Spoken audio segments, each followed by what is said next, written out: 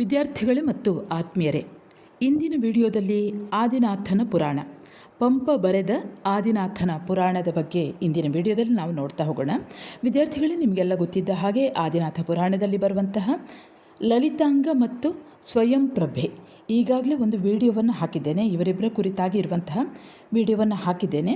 ಇವತ್ತಿನ ವಿಡಿಯೋದಲ್ಲಿ ನಾವು ವಜ್ರಜಂಘ ಮತ್ತು ಶ್ರೀಮತಿ, ಅಂದರೆ ಈ ಆದಿನಾಥನ ಪೂರ್ವ ಭವಗಳಾಗಿರುವಂತಹ ಜಯವರ್ಮ ಇರ್ಬೋದು, ಮಹಾಬಲ, ಹಾಗೆ ಲಲಿತಾಂಗ, ಈ ಭವಗಳಾದ ನಂತರ ಬರುವಂತಹ ವಜ್ರಜಂಘ ಭವದ ನಿರೂಪಣೆ ಅನ್ನುವಂಥದ್ದು ಈ ಕಾವ್ಯದಲ್ಲಿ ಬರ್ತದೆ.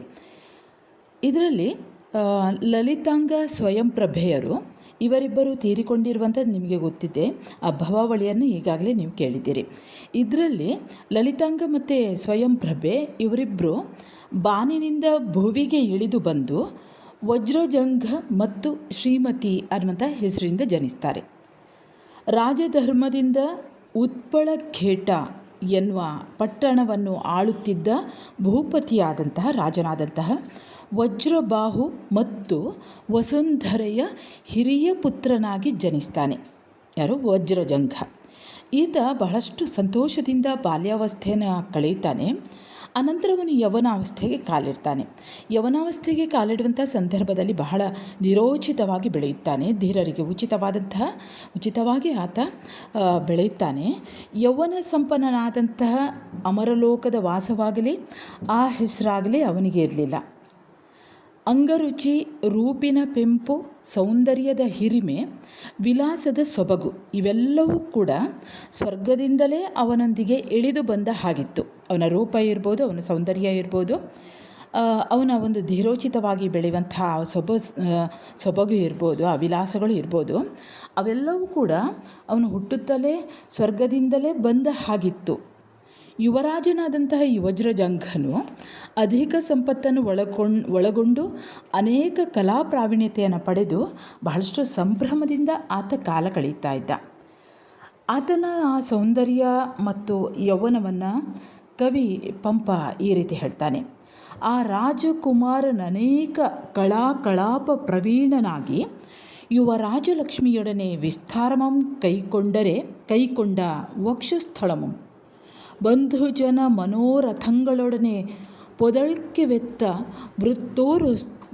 ವೃತ್ತೋರು ಸ್ತಂಭಂಗಳಂ ಪೊಡರುವ ಪಗೆವರೊಡನೆ ಕರಮಸಿದಾದ ಮಧ್ಯಪ್ರದೇಶಮಂ ಪಗೆವರ ಪೆಂಡಿರ ಸೊಯ್ಯೊಡನೆ ನಿಡಿಯವಾದ ತೋಳ್ಗಳು ಯಶಃ ಪ್ರಸರದೊಡನೆ ನೀಳ್ಪುಂ ಬೆಳ್ಪುಂ ಒಳಕೊಂಡು ಕಿಸು ಸೆರೆವರಿದ ಕಣ್ಗಳಂ ಆಜ್ಞೆಯೊಡನೆ ಶಿಖರೋತ್ತುಂಗಗಳಾದ ಭುಜ ಶಿಖರಂಗಳಂ ಸರದೊಡನೆ ಗಂಭೀರವಾದ ದಕ್ಷಿಣಾವರ್ತ ನಾಭಿಯುಂ ಅಧರ ಪಲ್ಲವದೊಡನೆ ಅಶೋಕ ಪಲ್ಲವಾನುರಕ್ತಗಳಾದ ಪಾಣಿಪಾದ ತಳಂಗಳು ಲಲಾಟ ಪಟ್ಟದೊಡನೆ ಲಲಿತೋನ್ನತಗಳಾದ ಪೊರ ಅಡಿಗಳು ಉಗುರ್ಗಳೊಡನೆ ದೀಪ್ತಿಯೊಳ್ ಪುದಿದು ಮಧುರ ವರ್ಣಮಾದ ದಂತಪಂಕ್ತಿಗಳು ಆತ್ಮೀಯ ಯೌವನ ಪ್ರಾದುರ್ಭಾವಮಂ ಪ್ರಕಟಮಂ ಮಾಡೆ. ಹೀಗೆ ಈ ಭಾಗದಲ್ಲಿ ನಾವು ವಜ್ರಜಂಘನ ಯೌವನ ಮತ್ತು ರೂಪವನ್ನು ಗಮನಿಸ್ಬೋದು. ಸರಿಯಾಗಿ ನೆನಪಲ್ಲಿಟ್ಕೊಂಡ್ರೆ ಗೊತ್ತಾಗ್ತದೆ, ನಿಮಗೆ ಸರಿಯಾಗಿ ಗಮನಿಸ್ತಾ ಹೋದರೆ ಗೊತ್ತಾಗ್ತದೆ. ಹೀಗೆ ಯೌವನಕ್ಕೆ ಬಂದಂತಹ ವಜ್ರಜಂಘನು ಸಂತೋಷವನ್ನು ಅನುಭವಿಸದೆ ತನ್ನ ಹಿಂದಿನ ಜನ್ಮದ ಪ್ರಾಣವಲ್ಲಭೆಯಾದಂತಹ ಸ್ವಯಂ ಪ್ರಭೆಯನ್ನು ನೆನೆದು ಭೋಗ ವಿಮುಖನಾಗ್ತಾನಂತೆ. ಅಂದರೆ ತನ್ನ ಹಿಂದಿನ ಜನ್ಮದಲ್ಲಿ ಇದ್ದಂತಹ ತನ್ನ ಪತ್ನಿಯಾದಂತಹ ಸ್ವಯಂ ಪ್ರಭೆ ಆಕೆಯನ್ನು ಈತ ಯೋಚನೆ ಮಾಡ್ತಾನಂತೆ. ವಜ್ರಜಂಘನ ವಿರಹ ವೇದನೆಯು ಈ ತೆರನಾಗಿದೆ.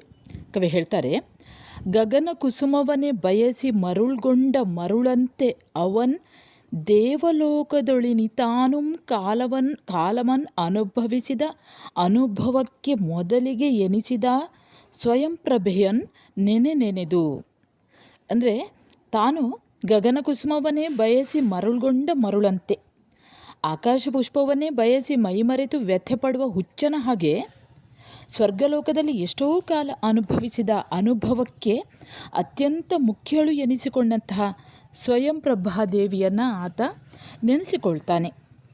ಯೌವನ ಸಂಪನ್ನನಾದಂಥ ವಜ್ರಜಂಘನಿಗೆ ಅಂಗರುಚಿ, ರೂಪಿನ ಪೆಂಪು, ಸೌಂದರ್ಯದ ಹಿರಿಮೆ, ವಿಲಾಸದ ಸೊಬಗು ಇವೆಲ್ಲವೂ ಕೂಡ ಸ್ವರ್ಗದಿಂದ ಇವನೊಂದಿಗೆ ಇಳಿದು ಬಂದವುಗಳು.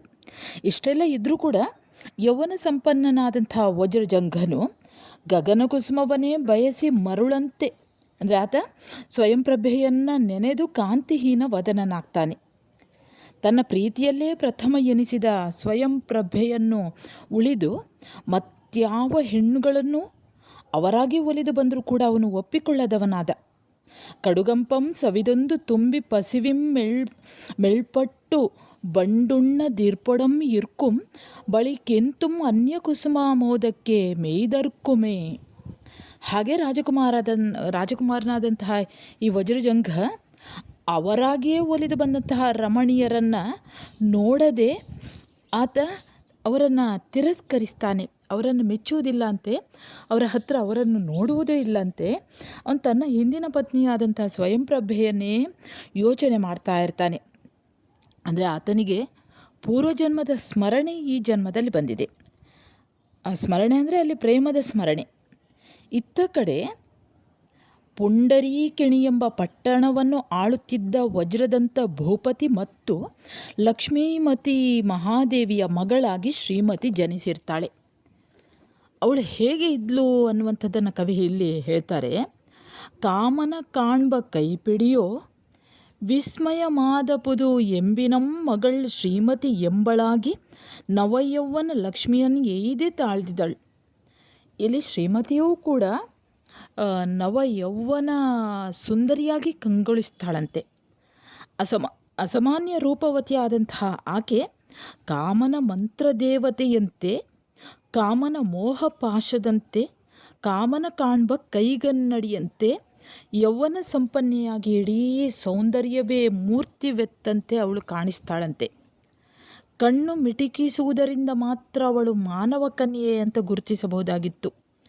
ಅಂದರೆ ದೇವಕನ್ಯೆಯರ ರೂಪವನ್ನು ಅತ್ಯಂತ ಸೌಂದರ್ಯವನ್ನು ಹೊಂದಿದಂತಹ ಈ ಶ್ರೀಮತಿ ಕಣ್ಣನ್ನು ಮಿಸುಕಿದಾಗ ಮಾತ್ರ, ಕಣ್ಣು ರೆಪ್ಪೆಯನ್ನು ಅಲ್ಲಾಡಿಸ್ತಾ ಇದ್ಲು, ಮುಚ್ಚಿ ತೆರಿತಾ ಇದ್ಲು, ಆವಾಗ ಮಾತ್ರ ಅವಳು ಮನುಷ್ಯಳು ಅಂತ ಗೊತ್ತಾಗ್ತಾ ಇತ್ತಂತೆ.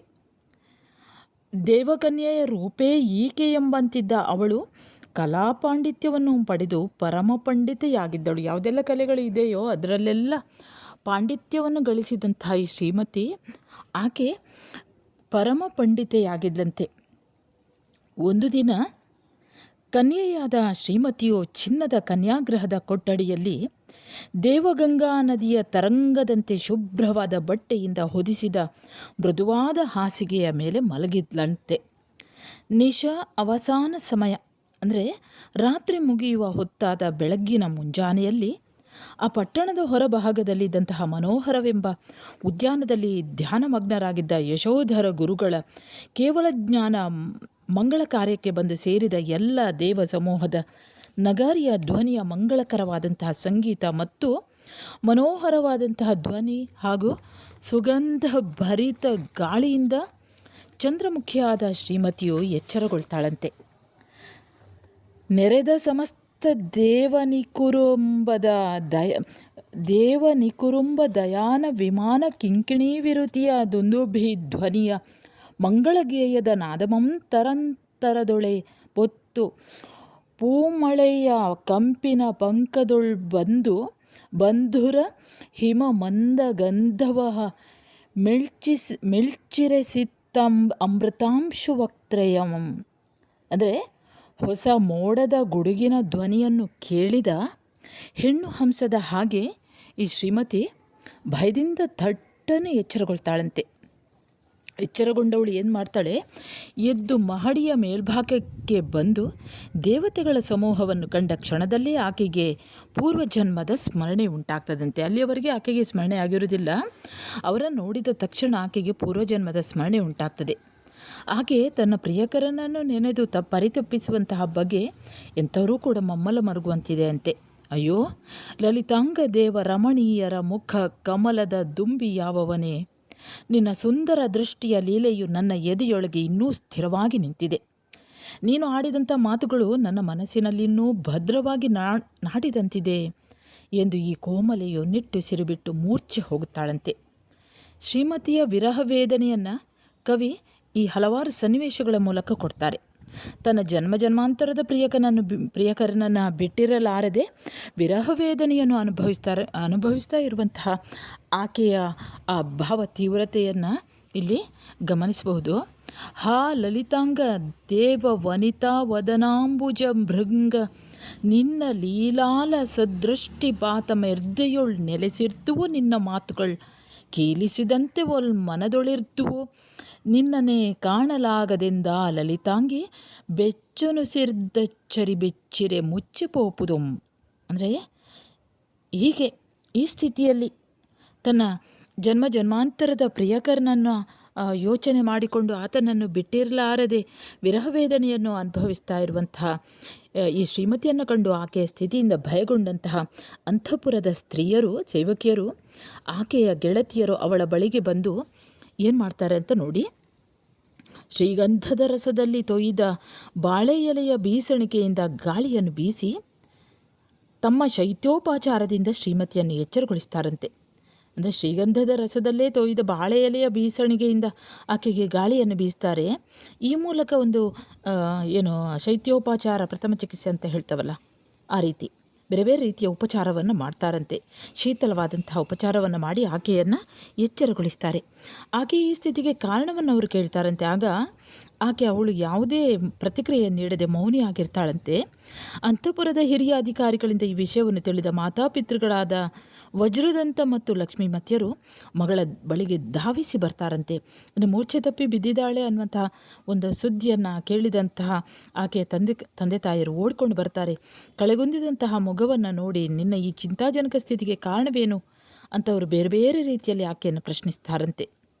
ಇನಿತೇ ಕಾದುದೋ ನೋವಿದೆಮ್ಮ ದೆಸೆಯಿಂ ಮೇಣಾದುದೋ ಮೇಣ್ ಸಖಿ ಜನದಿಂ ಬಂದುದೋ ನಿನ್ನ ಬಂಧು ಜನದಿಂ ಮೇಣ್ ಪುಟ್ಟಿತೋ ಮತ್ಸುಹೃಜ್ಜನದಿಂ ಮೇಣ್ ತೊಡರ್ದತ್ತೋ ವಿಸ್ಮಯವಿದೆ ಪೇಳಿಮೆಂಬುದಂ ಕೂಡೆ ಕಣ್ಬನಿಯನಂ ಸೂಸಿದಳೊಂದುಮಂ ನುಡಿದಳಿಲಲ ಕನ್ನೆ ತನ್ನಂದಮಂ. ಅಂದರೆ ತಂದೆ ತಾಯಿಯರು ನಾನಾ ರೀತಿಯ ಪ್ರಶ್ನೆಯನ್ನು ಕೇಳ್ತಾರಂತೆ ಆಕೆಯಲ್ಲಿ. ಎಲ್ಲ ಪ್ರಶ್ನೆಗಳು ಸಾಧಾರಣವಾಗಿ ತಂದೆ ತಾಯಿಯರು ತಮ್ಮ ಮಕ್ಕಳ ಬಗ್ಗೆ ಇರುವಂತಹ ಆತಂಕ, ಅಂದರೆ ಈ ರೀತಿ ಒಮ್ಮೆಲೆ ಮೂರ್ಛೆ ತಪ್ಪಿ ಬಿದ್ದಿದಾಗ ಏನಾಯಿತು ಅನ್ನುವಂಥದ್ದನ್ನು ಅವರು ಪ್ರಶ್ನೆ ಹಾಕ್ತಾರೆ. ತಂದೆ ತಾಯಿ ಎಷ್ಟೆಲ್ಲ ಪ್ರಯತ್ನಿಸಿದರೂ ಕೂಡ ಶ್ರೀಮತಿ ಕಂಬನಿಸುತ್ತಾಳೆ ಹೊರತು ಏನೂ ಕೂಡ ಯಾವುದೇ ಒಂದು ಮಾತನಾಡುವುದಿಲ್ಲಂತೆ. ಶ್ರೀಮತಿಯ ಎಂದಿನ ನಡೆ ನುಡಿ ಮಾಯವಾಗಿದೆ, ಉತ್ಸಾಹವಿಲ್ಲ. ಈ ಹಿಂದೆ ಇದ್ದಂತಹ ಆಕೆ ಮಾತನಾಡ್ತಾ ಇದ್ದಂತಹ ರೀತಿಯೇ ಇವತ್ತಿಲ್ಲ, ಮೌನವಾಗಿ ಬಿಟ್ಟಿದ್ದಾಳೆ. ಹಿಂದೆ ಉತ್ಸಾಹ ಇತ್ತು ಆಕೆಯಲ್ಲಿ, ಆ ಉತ್ಸಾಹವೂ ಕೂಡ ಇರಲಿಲ್ಲ. ತನ್ನ ತಂದೆ ತಾಯಿಗಳನ್ನು ಕಂಡು ಆದರ ಭಾವವನ್ನು ವ್ಯಕ್ತಪಡಿಸುವ ಮುಖವೂ ಕೂಡ, ಮನಸ್ಸೂ ಕೂಡ ಇಲ್ಲ. ಆಕೆಯ ಮುಖ ಅಷ್ಟು ಬಾಡಿಕೊಂಡಿದೆ ಅಂತೆ. ಈಕೆಯ ವರ್ತನೆಯನ್ನು ನೋಡಿದಂತಹ ಆಕೆಯ ತಂದೆ ತಾಯಿಗಳು ಮತ್ತೆ ಹೀಗೆ ಕೇಳ್ತಾರಂತೆ. ವಿದ್ಯಾರ್ಥಿಗಳೇ, ಈ ಭಾಗದಲ್ಲಿ ಈ ಒಂದು ಪ್ರಶ್ನೆ ಬರ್ತದೆ ನೋಡ್ಕೊಳ್ಳಿ. ಶ್ರೀಮತಿ ಯಾರ ಮಗಳು, ಅವಳ ಸೌಂದರ್ಯ ಹೇಗಿತ್ತು ಅನ್ನುವಂಥದ್ದು. ಹೀಗೆ ಮೂರ್ಛೆ ತಪ್ಪಿ ಬಿದ್ದಂತಹ, ಎಚ್ಚರಗೊಂಡು ಕಳಾಹೀನೆಯಾದಂತಹ, ಮೌನವಾದಂತಹ ತಮ್ಮ ಮಗಳನ್ನು ಕಂಡು ಆಕೆಯ ತಂದೆ ತಾಯಿಯರು ಎಷ್ಟೇ ಆಕೆಯಲ್ಲಿ ಪ್ರಶ್ನೆಯನ್ನು ಕೇಳಿದರೂ ಕೂಡ, ಎಷ್ಟೇ ವಿಚಾರಿಸಿದರೂ ಕೂಡ ಆಕೆ ಮೌನವಾಗಿ ಇರ್ತಾಳಂತೆ. ಒಂದೇ ಒಂದು ಮಾತನ್ನು ಕೂಡ ಅವಳು ಆಡುವುದಿಲ್ಲ ಅಂತೆ. ಇದನ್ನು ನೋಡಿದಂತಹ ತಂದೆ ತಾಯಿಯರು ಬಹಳಷ್ಟು ಬೇಸರಗೊಳ್ತಾರೆ. ಅಂದರೆ ತಮ್ಮ ಮಗಳಿಗೆ ಏನಾಯಿತು ಅನ್ನೋದನ್ನು, ಅಂದರೆ ಅವರು ಹೇಳುವಂಥದ್ದು, ಆಕೆಯ ಈ ರೀತಿ ಯಾಕೆ ಆದ್ಲು ಅನ್ನುವಂಥದ್ದು, ಏನಾಯಿತು ಅವಳಿಗೆ, ಇಷ್ಟೆಲ್ಲ ಉತ್ಸಾಹದಲ್ಲಿ ಇದ್ದಂತಹ ಈ ಶ್ರೀಮತಿಗೆ ಈಗ ಏನಾಯಿತು ಅನ್ನುವಂಥದ್ದು. ಇವರು ಎಷ್ಟೆಲ್ಲ ಕೇಳಿದರೂ ಕೂಡ ನೀವು ಹೇಳುವುದನ್ನು ನಿಮ್ಮ ಪಾಡಿಗೆ ನೀವು ಹೇಳಿಕೊಳ್ಳಿ ಅನ್ನುವಂಥ ಮನೋಭಾವದಿಂದ ಶ್ರೀಮತಿ ಒಂದೂ ಕೂಡ ಮಾತನಾಡದೆ ಮೌನವಾಗಿ ಕುಳಿತಿರ್ತಾಳೆ. ಮಗಳ ಈ ವರ್ತನೆಯಿಂದ ಆಕೆಯ ಅಂತರ್ಯವನ್ನು, ಆಕೆ ಒಳಗೆ ಏನುಂಟು ಅನ್ನೋದನ್ನು ಅರಿಯಲಾಗದಂತಹ ಆಕೆಯ ತಂದೆ ಒಂದು ನಿರ್ಣಯಕ್ಕೆ ಬರ್ತಾರಂತೆ. ಈಕೆ ಇನ್ನೂ ಚಿಕ್ಕವಳು, ನಮಗೆ ಏನನ್ನೂ ತಿಳಿಸಳು, ಇವಳ ಮನಸ್ಸನ್ನು ಗೆದ್ದು ವಿಷಯವನ್ನು ಅರಿಯೋಣ ಎಂದು ತನ್ನ ಮಡದಿಗೆ ಸಮಾಧಾನವನ್ನು ಹೇಳಿ ಸಮಯೋಚಿತ ಪ್ರಜ್ಞೆಯಿಂದ ಪಂಡಿತೆ ಎಂಬವಳನ್ನು ಕರೀತಾರೆ. ಆಕೆಯ ತಂದೆ, ಶ್ರೀಮತಿಯ ತಂದೆ ಪಂಡಿತೆ ಅನ್ನುವವಳನ್ನು ಕರೆದು ತನ್ನ ಮಗಳ ಆಂತರ್ಯವನ್ನು ಅರಿಯಲು ಆಕೆಯನ್ನು ಯೋಜಿಸ್ತಾನೆ. ನೀನೀಕೆಯುಮಂ ನಿನ್ನ ಬಲ್ಲ ಮಾಳ್ಕೆಯೊಳೆಲ್ಲಮಂ ಮೆಲ್ಲದಂದದೊಳು ಒಡಂಬಡಿಸಿ ಮನಂ ಗೆಲ್ಲುವುದು. ಅಂದರೆ ನೀನು ಈಕೆಯನ್ನು ಮೆಲ್ಲನೆ ಅರಿದು ಆಕೆಯ ಮನಸ್ಸಿನಲ್ಲಿ ಇದ್ದುದನ್ನೆಲ್ಲವನ್ನು ತಿಳಿದುಕೊಳ್ಬೇಕು ಅಂತ ಆಕೆಯನ್ನು ನಿಯೋಜಿಸಿ ಅಲ್ಲಿಂದ ಅವರು ಹೋಗ್ತಾರೆ. ಅಂದರೆ ಇಲ್ಲಿ ವಜ್ರದಂಥ ಚಕ್ರವರ್ತಿಯಾಗಿ ತೋರುವುದಕ್ಕಿಂತ ಆಕೆಯ ತಂದೆ ವಾತ್ಸಲ್ಯಭರಿತವಾದಂತಹ ತಂದೆಯಾಗಿ ಕಾಣಿಸ್ತಾನೆ. ಹಾಗೆ ಲಕ್ಷ್ಮೀಮತಿಯು ಪಟ್ಟದ ರಾಣಿಯಾಗಿ ಕಾಣಿಸದೆ ಮಾತೃ ಹೃದಯಾಗಿ ಕಾಣಿಸ್ತಾಳೆ. ಅಂದರೆ ತಮ್ಮ ಮಗಳಿಗೆ ಏನಾಯಿತು, ಆಕೆ ಮನಸ್ಸಲ್ಲಿ ಏನಿದೆ ಅನ್ನೋದನ್ನು ಇವರು ತಿಳ್ಕೊಳ್ಳೋದನ್ನು ಇಲ್ಲಿ ಗಮನಿಸ್ಬೋದು. ಅಂದರೆ ಇಲ್ಲಿ ಆಕೆ ತಮ್ಮ ಹತ್ತಿರ ಆ ವಿಷಯ ಏನಾಯಿತು ಅನ್ನೋದನ್ನು ಹೇಳಲಿಕ್ಕಿಲ್ಲ. ಹಾಗಾಗಿ ಇನ್ನೊಬ್ಬಳನ್ನು ನೇಮಿಸ್ತಾರೆ, ಪಂಡಿತೆ ಅನ್ನೋಳನ್ನು ಕರೆದು. ಬಹುಶಃ ಮಗಳಿಗೂ ಕೂಡ ಬೇಕಾದವಳೇ ಇರಬಹುದು. ಹಾಗಾಗಿ ಮಗಳ ಆಂತರ್ಯವನ್ನು ತಿಳಿದುಕೊಳ್ಳಲಿಕ್ಕೆ ಅವಳ ನಿಯೋಜಿಸ್ತಾರೆ. ಮುಂದೆ ಏನಾಗ್ತದೆ ಅನ್ನುವಂಥದ್ದು ನೋಡೋಣ ಇಲ್ಲಿ. ಅಷ್ಟು ಹೊತ್ತಿಗೆ ಮಹಾರಾಜನ ಪೂರ್ವಜನ್ಮದ ಫಲವಾಗಿ ಯಶೋಧರ ಮುನಿಶ್ರೇಷ್ಠರಿಗೆ ಕೇವಲ ಜ್ಞಾನದ ಚಕ್ರರತ್ನ ಹುಟ್ಟುವ ಸಂದರ್ಭ ಒದಗಿ ಬರ್ತದಂತೆ. ಎಲ್ಲ ಕಾರ್ಯಗಳಿಗಿಂತ ಮುಖ್ಯವಾಗಿ ಧರ್ಮ ಕಾರ್ಯವನ್ನು ಮಾಡಬೇಕು ಅನ್ನುವಂತಹ ನೀತಿಯಂತೆ ಅರಸನು ಮೊದಲು ಯಶೋಧರ ಗುರುವಿಗೆ ಸಾಷ್ಟಾಂಗ ನಮಸ್ಕಾರವನ್ನು ಮಾಡಿ ಚಕ್ರರತ್ನದ ಪೂಜೆಯ ಕಾರ್ಯವನ್ನು ಆತ ಸುಸೂತ್ರವಾಗಿ ಮಾಡ್ತಾನಂತೆ. ಮುಂದೆ ನೋಡಿ, ಈ ಪಂಡಿತೆ ಯಾವ ರೀತಿ ಶ್ರೀಮತಿಯ ಆಂತರ್ಯವನ್ನು ಹೇಗೆ ತಿಳಿದುಕೊಳ್ತಾಳೆ ಅನ್ನುವಂಥ ಈ ಒಂದು ಸನ್ನಿವೇಶವನ್ನು ಈಗ ನಾವು ನೋಡೋಣ. ಇಲ್ಲಿ ಪಂಡಿತೆಯು ಶ್ರೀಮತಿಯ ಆಂತರ್ಯವನ್ನು ಅರಿಯಲು ಹೇಗೆ ಪ್ರಯತ್ನಿಸ್ತಾಳೆ ಅನ್ನುವಂಥ ಪ್ರಶ್ನೆ ಬರ್ಬೋದು. ಉತ್ತರವನ್ನು ನೋಡಿ. ಪಂಡಿತೆಯು ಮೌನವಾಗಿ ಕುಳಿತಂತಹ, ಯಾವುದೇ ಮಾತುಗಳನ್ನು ಆಡದೆ ಉತ್ಸಾಹದಿಂದ ಇದ್ದಂತಹ, ಈಗ ಉತ್ಸಾಹರಹಿತಳಾಗಿ ಕುಳಿತುಕೊಂಡಿದ್ದಂತಹ ಶ್ರೀಮತಿಯನ್ನು ಈ ಪಂಡಿತೆಯು ತನ್ನ ನಯವಾದ ಮಾತುಗಳಿಂದ ಆಕೆಯನ್ನು ಸಂತೈಸ್ತಾಳಂತೆ. ಅತ್ಯಂತ ದುಃಖ ಪೀಡಿತಳಾದಂತಹ ಆಕೆಯೊಬ್ಬಳನ್ನೇ ಕನ್ಯಾಂತಪುರದ ಹಿಂದಿರುವ ನಂದನವನಕ್ಕೆ ಕರೆದುಕೊಂಡು ಹೋಗಿ ಅಲ್ಲಿ ಶ್ರೀಮತಿಯ ಅಂತರಂಗವನ್ನು ಅರಿಯಲು ಕಾರ್ಯಪ್ರವೃತ್ತಳಾಗ್ತಾಳಂತೆ. ದುಃಖದಿಂದ ಕೂಡಿದ ಶ್ರೀಮತಿಗೆ ಮೊದಲು ಸ್ಥಳ ಬದಲಾವಣೆಯನ್ನು ಮಾಡಿಸ್ತಾಳೆ, ಮುಕ್ತ ವಾತಾವರಣ ದೊರಕಿಸಿಕೊಡ್ತಾಳೆ. ನಂತರ ನಂದನವನದ ಪ್ರಕೃತಿಯ ಮಡಿಲಿನಲ್ಲಿ ಅಶೋಕ ವೃಕ್ಷದ ಬಳಿ ಕುಳ್ಳಿರಿಸಿ ಅವಳ ಶೋಕವನ್ನು ನಿವಾರಣೆ ಮಾಡಲಿಕ್ಕೆ ಪ್ರಯತ್ನಿಸ್ತಾಳಂತೆ. ವಿರಹ ತಪ್ತೆಯಾದಂತಹ ಶ್ರೀಮತಿಗೆ ತನ್ನ ಸೌಂದರ್ಯದ ಕಡೆಗೂ ಗಮನವಿಲ್ಲ. ಆಕೆಗೆ ಅದು ಯಾವುದು ಬೇಕಾಗಿಯೂ ಇಲ್ಲ. ಶ್ರೀಮತಿಯ ತಲೆಗೂದಲು ಬಾಚದೆ ರೂಕ್ಷವಾಗಿದೆ, ಧೂಳಿಂದ ಕೂಡಿದೆ, ದಪ್ಪದಪ್ಪವಾಗಿದೆ, ಒರಟಾಗಿದೆ. ಮುಂಗುರುಳು ಮುಖದ ತುಂಬ ಆವರಿಸಿದೆ. ಕಂಗಳು ಕಾಂತಿಹೀನವಾಗಿದ್ದ ಆಕೆಯ ತಲೆಗೂದಲನ್ನು ಹಿಂದಕ್ಕೆ ಸರಿಸಿ ಕಂಗಳು ಮತ್ತು ಕೆನ್ನೆಯನ್ನು ಪ್ರೀತಿಯಿಂದ ಮೃದುವಾಗಿ ನೇವರಿಸಿ ಸಂತೈಸುವ ಪಂಡಿತೆಯ ಈ ಒಂದು ಚಿತ್ರವನ್ನು ಕವಿ ಈ ರೀತಿ ಚಿತ್ರಿಸ್ತಾನೆ. ಅವಳು ಹೇಳ್ತಾಳೆ, ಕಮಲಮುಖಿಯೇ, ನಿನ್ನ ಮನಸ್ಸಿನಲ್ಲಿ ಇರುವುದನ್ನು ಬಚ್ಚಿಡದೆ ನನಗೆ ತಿಳಿಸು. ನಿನ್ನ ಬೇಸರವನ್ನು ಬೇರೆ ಇನ್ಯಾರಲ್ಲಿ ಹೇಳುತ್ತೀಯಾ? ನನಗಿಂತಲೂ ಹೆಚ್ಚಿಗೆ ಆಪ್ತರಾದವರು ನಿನಗೆ ಬೇರೆ ಯಾರಿದ್ದಾರೆ? ನೀನು ಹೀಗೆ ಮೌನದಿಂದಿರುವುದು ಏಕೆ? ನಿನ್ನ ಮುಖಕಮಲವು ದುಂಬಿಗಳ ಜಹಂಕಾರದಿಂದ ದೂರವಾಗಿ ಕಳಚಿ ಬಾಡಿದ ಕಮಲವನ್ನು ಹೋಲ್ತಾ ಇದೆ ಎಂದು ಆಕೆಯ ಮನವನ್ನು ಒಲಿಸುವಂಥ ಪ್ರಯತ್ನವನ್ನು ಮಾಡ್ತಾಳೆ ಈ ಪಂಡಿತೆ. ಅವಳು ಹೇಳ್ತಾಳೆ, ನಿನ್ನ ಈ ವರ್ತನೆಗೆ ಕಾರಣವೇನು? ಯಾರ ನುಡಿಗಳಿಂದ ನೀನು ಬೇಸರಗೊಂಡಿದ್ದೀಯಾ? ನಿನ್ನ ಮನಸ್ಸಿನಲ್ಲಿರುವಂಥ ದುಗುಡವನ್ನು ನಿನ್ನ ಪ್ರೀತಿ ಪಾತ್ರರೊಂದಿಗೆ ನಿವೇದಿಸಿಕೋ ಅಂತ ಬೇರೆ ಬೇರೆ ರೀತಿಯಲ್ಲಿ ಆಕೆ ವಿನಂತಿಸಿಕೊಳ್ತಾಳೆ. ಕೊನೆಗೂ ತನ್ನ ಹಲವಾರು ಕಾರ್ಯತಂತ್ರಗಳ ಮೂಲಕ ಮೃದುವಾದ ನುಡಿಗಳ ಈ ಪಂಡಿತೆ ಶ್ರೀಮತಿಯ ಮನಸ್ಸನ್ನು ಗೆಲ್ಲುವಲ್ಲಿ ಯಶಸ್ವಿಯಾಗ್ತಾಳಂತೆ. ತದನಂತರ ಮುಗ್ಧ ಸ್ವಭಾವದ ಶ್ರೀಮತಿಯು ತಲೆಯನ್ನು ಬಾಗಿಸಿ ನೆಲವನ್ನು ಕೆರೆಯುತ್ತಾ ತನ್ನ ಆಂತರ್ಯವನ್ನು ಹೀಗೆ ಬಿಚ್ಚಿಡುತ್ತಾಳೆ. ಯಾವ ರೀತಿ ಅದನ್ನು ಬಿಚ್ಚಿಡ್ತಾಳೆ, ತನ್ನ ಒಳಗಿನ ಆಂತರ್ಯದಲ್ಲಿ ಏನು ನಡೀತಾ ಇದೆ ಆ ಒಂದು ಗುಟ್ಟನ್ನು ಅವಳು ಹೇಳ್ತಾಳಂತೆ. ಬಗೆಯ ಬೈಕೆಯನ್ನು ಒಪ್ಪಿಸುವಾಗಳ್ ನೀನೇ ಒಲಂ ದೊರೆ ಪೇಳ್ದಿಪೆಂ. ನನ್ನ ಮನಸ್ಸಿನ ಬಯಕೆಯನ್ನು ಹೇಳಿಕೊಳ್ಳಿಕ್ಕೆ ನಂಬಿಕೆಗೆ ಯೋಗ್ಯಳಾದವಳು ನೀನೇ ಸರಿಯಾದ ವ್ಯಕ್ತಿ ಅಂತ ಶ್ರೀಮತಿ ಪಂಡಿತೆಯೊಂದಿಗೆ ತನ್ನ ಮನಸ್ಸಿನಲ್ಲಿರುವಂತಹ ಒಂದು ಚಿಂತೆಯನ್ನು ಹೇಳಿಕೊಳ್ತಾಳಂತೆ. ದೇವ ಸಮೂಹಮಂ ದೇವಾಗಮಮಂ ಪಿರಿದೊಂದು ದಂದುಗದ ಸಂದಣಿಯಿಂದಮೆ. ಆ ದೇವಸಮೂಹವನ್ನು ನೋಡಿದ ನನಗೆ ಪೂರ್ವಜನ್ಮದ ಕಥಾವಳಿ ಎಲ್ಲವೂ ನೆನಪಾಗಿ ನನ್ನಲ್ಲಿ ದುಗುಡವನ್ನು ಉಂಟು ಮಾಡ್ತದೆ. ನನ್ನ ಮನೋವಲ್ಲಭನಾದ ಲಲಿತಾಂಗನನ್ನು ಮತ್ತೆ ಸೇರುವುದು ದೂರ ಎಂಬುದನ್ನು ನೆನೆದು ತಾನು ಮೌನ ವಹಿಸಿದೆ ಅನ್ನೋದನ್ನು ಪಂಡಿತೆಗೆ ಈಕೆ ತಿಳಿಸ್ತಾಳೆ. ತನ್ನ ಪೂರ್ವಜನ್ಮದ ಖಾಸ ಎನ್ನುವಂತಹ ಕೆಲವೊಂದು ಅಂತರಂಗದ ಮಾತುಗಳನ್ನು, ಪ್ರೇಮಮಯ ರಹಸ್ಯ ಸಂಗತಿಗಳನ್ನು ಕೂಡ ಆ ಶ್ರೀಮತಿ ಪಂಡಿತೆಗೆ ಅರ್ಹುತ್ತಾಳಂತೆ. ಚತುರೆಯಾದ ಪಂಡಿತೆಯು ಆಕೆಯ ಮನಸ್ಸನ್ನು ಸಂಪೂರ್ಣವಾಗಿ ಗೆದ್ದಿರುವಳು ಅನ್ನೋದಕ್ಕೆ ಶ್ರೀಮತಿ ನುಡಿಯುತ್ತಾ ಇರುವಂಥ ಪ್ರತಿಯೊಂದು ಎಲ್ಲ ಮಾತುಗಳು ಸಾಕ್ಷಿಯಾಗ್ತವೆ. ತನ್ನ ಜೀವಿತೇಶನ ಸೌಂದರ್ಯ ರೂಪ ಇನ್ನೂ ತನ್ನ ಎದೆಯಲ್ಲಿ ಸನ್ನಿಹಿತವಾಗಿರುವುದನ್ನು ತಿಳಿಸಿದ ಅವಳು ಮುಂದುವರಿದು ಈ ರೀತಿ ಹೇಳ್ತಾಳಂತೆ. ಎರೆವ ಮರಲ್ವ ಲಲ್ಲೈಪ ಕಾಲ್ವಿಡಿ ಇವೆಂಬುದನ್ ಇಂಬು ಕೆಯ್ಯುವಳಂ ಕರಣ ವಿಳಾಸಮಂ ಮೆರೆವ ಮೇಳಿಸುವಂದಿನ ರೂಪು ಶಾಸನಂ ಬರೆದುದು. ಅಂದರೆ ಹಿಂದೆ ಲಲಿತಾಂಗನು ತನ್ನೊಂದಿಗೆ ನಡೆಸಿದಂತಹ ಆ ಪ್ರಣಯದ ಆಟಗಳು ಯಾವುದೆಲ್ಲ ಇತ್ತು ಅನ್ನೋದನ್ನು ಈ ಶ್ರೀಮತಿ ಪಂಡಿತೆಗೆ ಹೇಳ್ತಾಳಂತೆ. ಆಕೆಯ ಮಾತುಗಳಲ್ಲಿ ಗಾಂಭೀರ್ಯ ಉಂಟು, ಸೂಕ್ಷ್ಮ ಸಂವೇದನೆಯುಂಟು. ತನ್ನನ್ನು ಪ್ರಾರ್ಥಿಸುವಂತಹ, ಮುದ್ದು ಮಾಡುವಂತಹ, ಕಾಲು ಹಿಡಿಯುವಂತಹ, ಹೇಳಿದುದನ್ನು ಕೇಳುವಂತಹ, ಅಲಂಕಾರ ವಿಳಾಸವನ್ನು ಮೆರೆಯುವ, ಜೊತೆಗೂಡುವ ಅಂದಿನ ಲಲಿತಾಂಗನ ರೂಪು ತನ್ನ ಹೃದಯದಲ್ಲಿ ನೆಲೆ ನಿಂತುದರ ಬಗ್ಗೆ ಆಕೆ ಎಲ್ಲವೂ ನಿವೇದಿಸಿಕೊಳ್ತಾಳೆ. ಆತನ ರೂಪು ತನ್ನ ಹೃದಯದಲ್ಲಿ ಶಾಸನವನ್ನು ಬರೆದಂತೆ ಸ್ಥಿರವಾಗಿ ನಿಂತಿದೆ ಅಂತ ಹೇಳ್ತಾಳೆ. ಬರ್ಚಿಸಿತ್ತು ಉರ್ಜಿಪೊಕ್ಕು ಬೇರ್ವರಿದುದು ಅನ್ನುವಲ್ಲಿಯೂ ಕೂಡ ಬೆಚ್ಚುದು ಅಚ್ಚಿರಿದುದು ಅಂತ ಹೇಳಿ ಲಲಿತಾಂಗನ ವಿಷಯದಲ್ಲಿ ತನ್ನ ಹೃದಯ ಯಾವ ರೀತಿ ಘಾಸಿಗೊಂಡಿದೆ ಅನ್ನೋದನ್ನು ಅವಳು ಹೇಳ್ತಾಳೆ.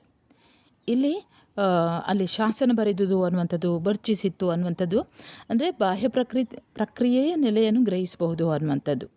ಉರ್ಚಿಪೊಕ್ಕು ಬೇರ್ವರಿದುದು, ಬೆಚ್ಚುದು, ಅಚ್ಚರಿರುವುದು ಅನ್ನುವಂಥದ್ದು ಅಂದರೆ ಆಕೆಯ ಅಂತರಂಗದಲ್ಲಿರುವಂಥ ವ್ಯಾಪಕತೆ, ಏಕೀಭಾವವನ್ನು ಗಮನಿಸ್ಬೋದು.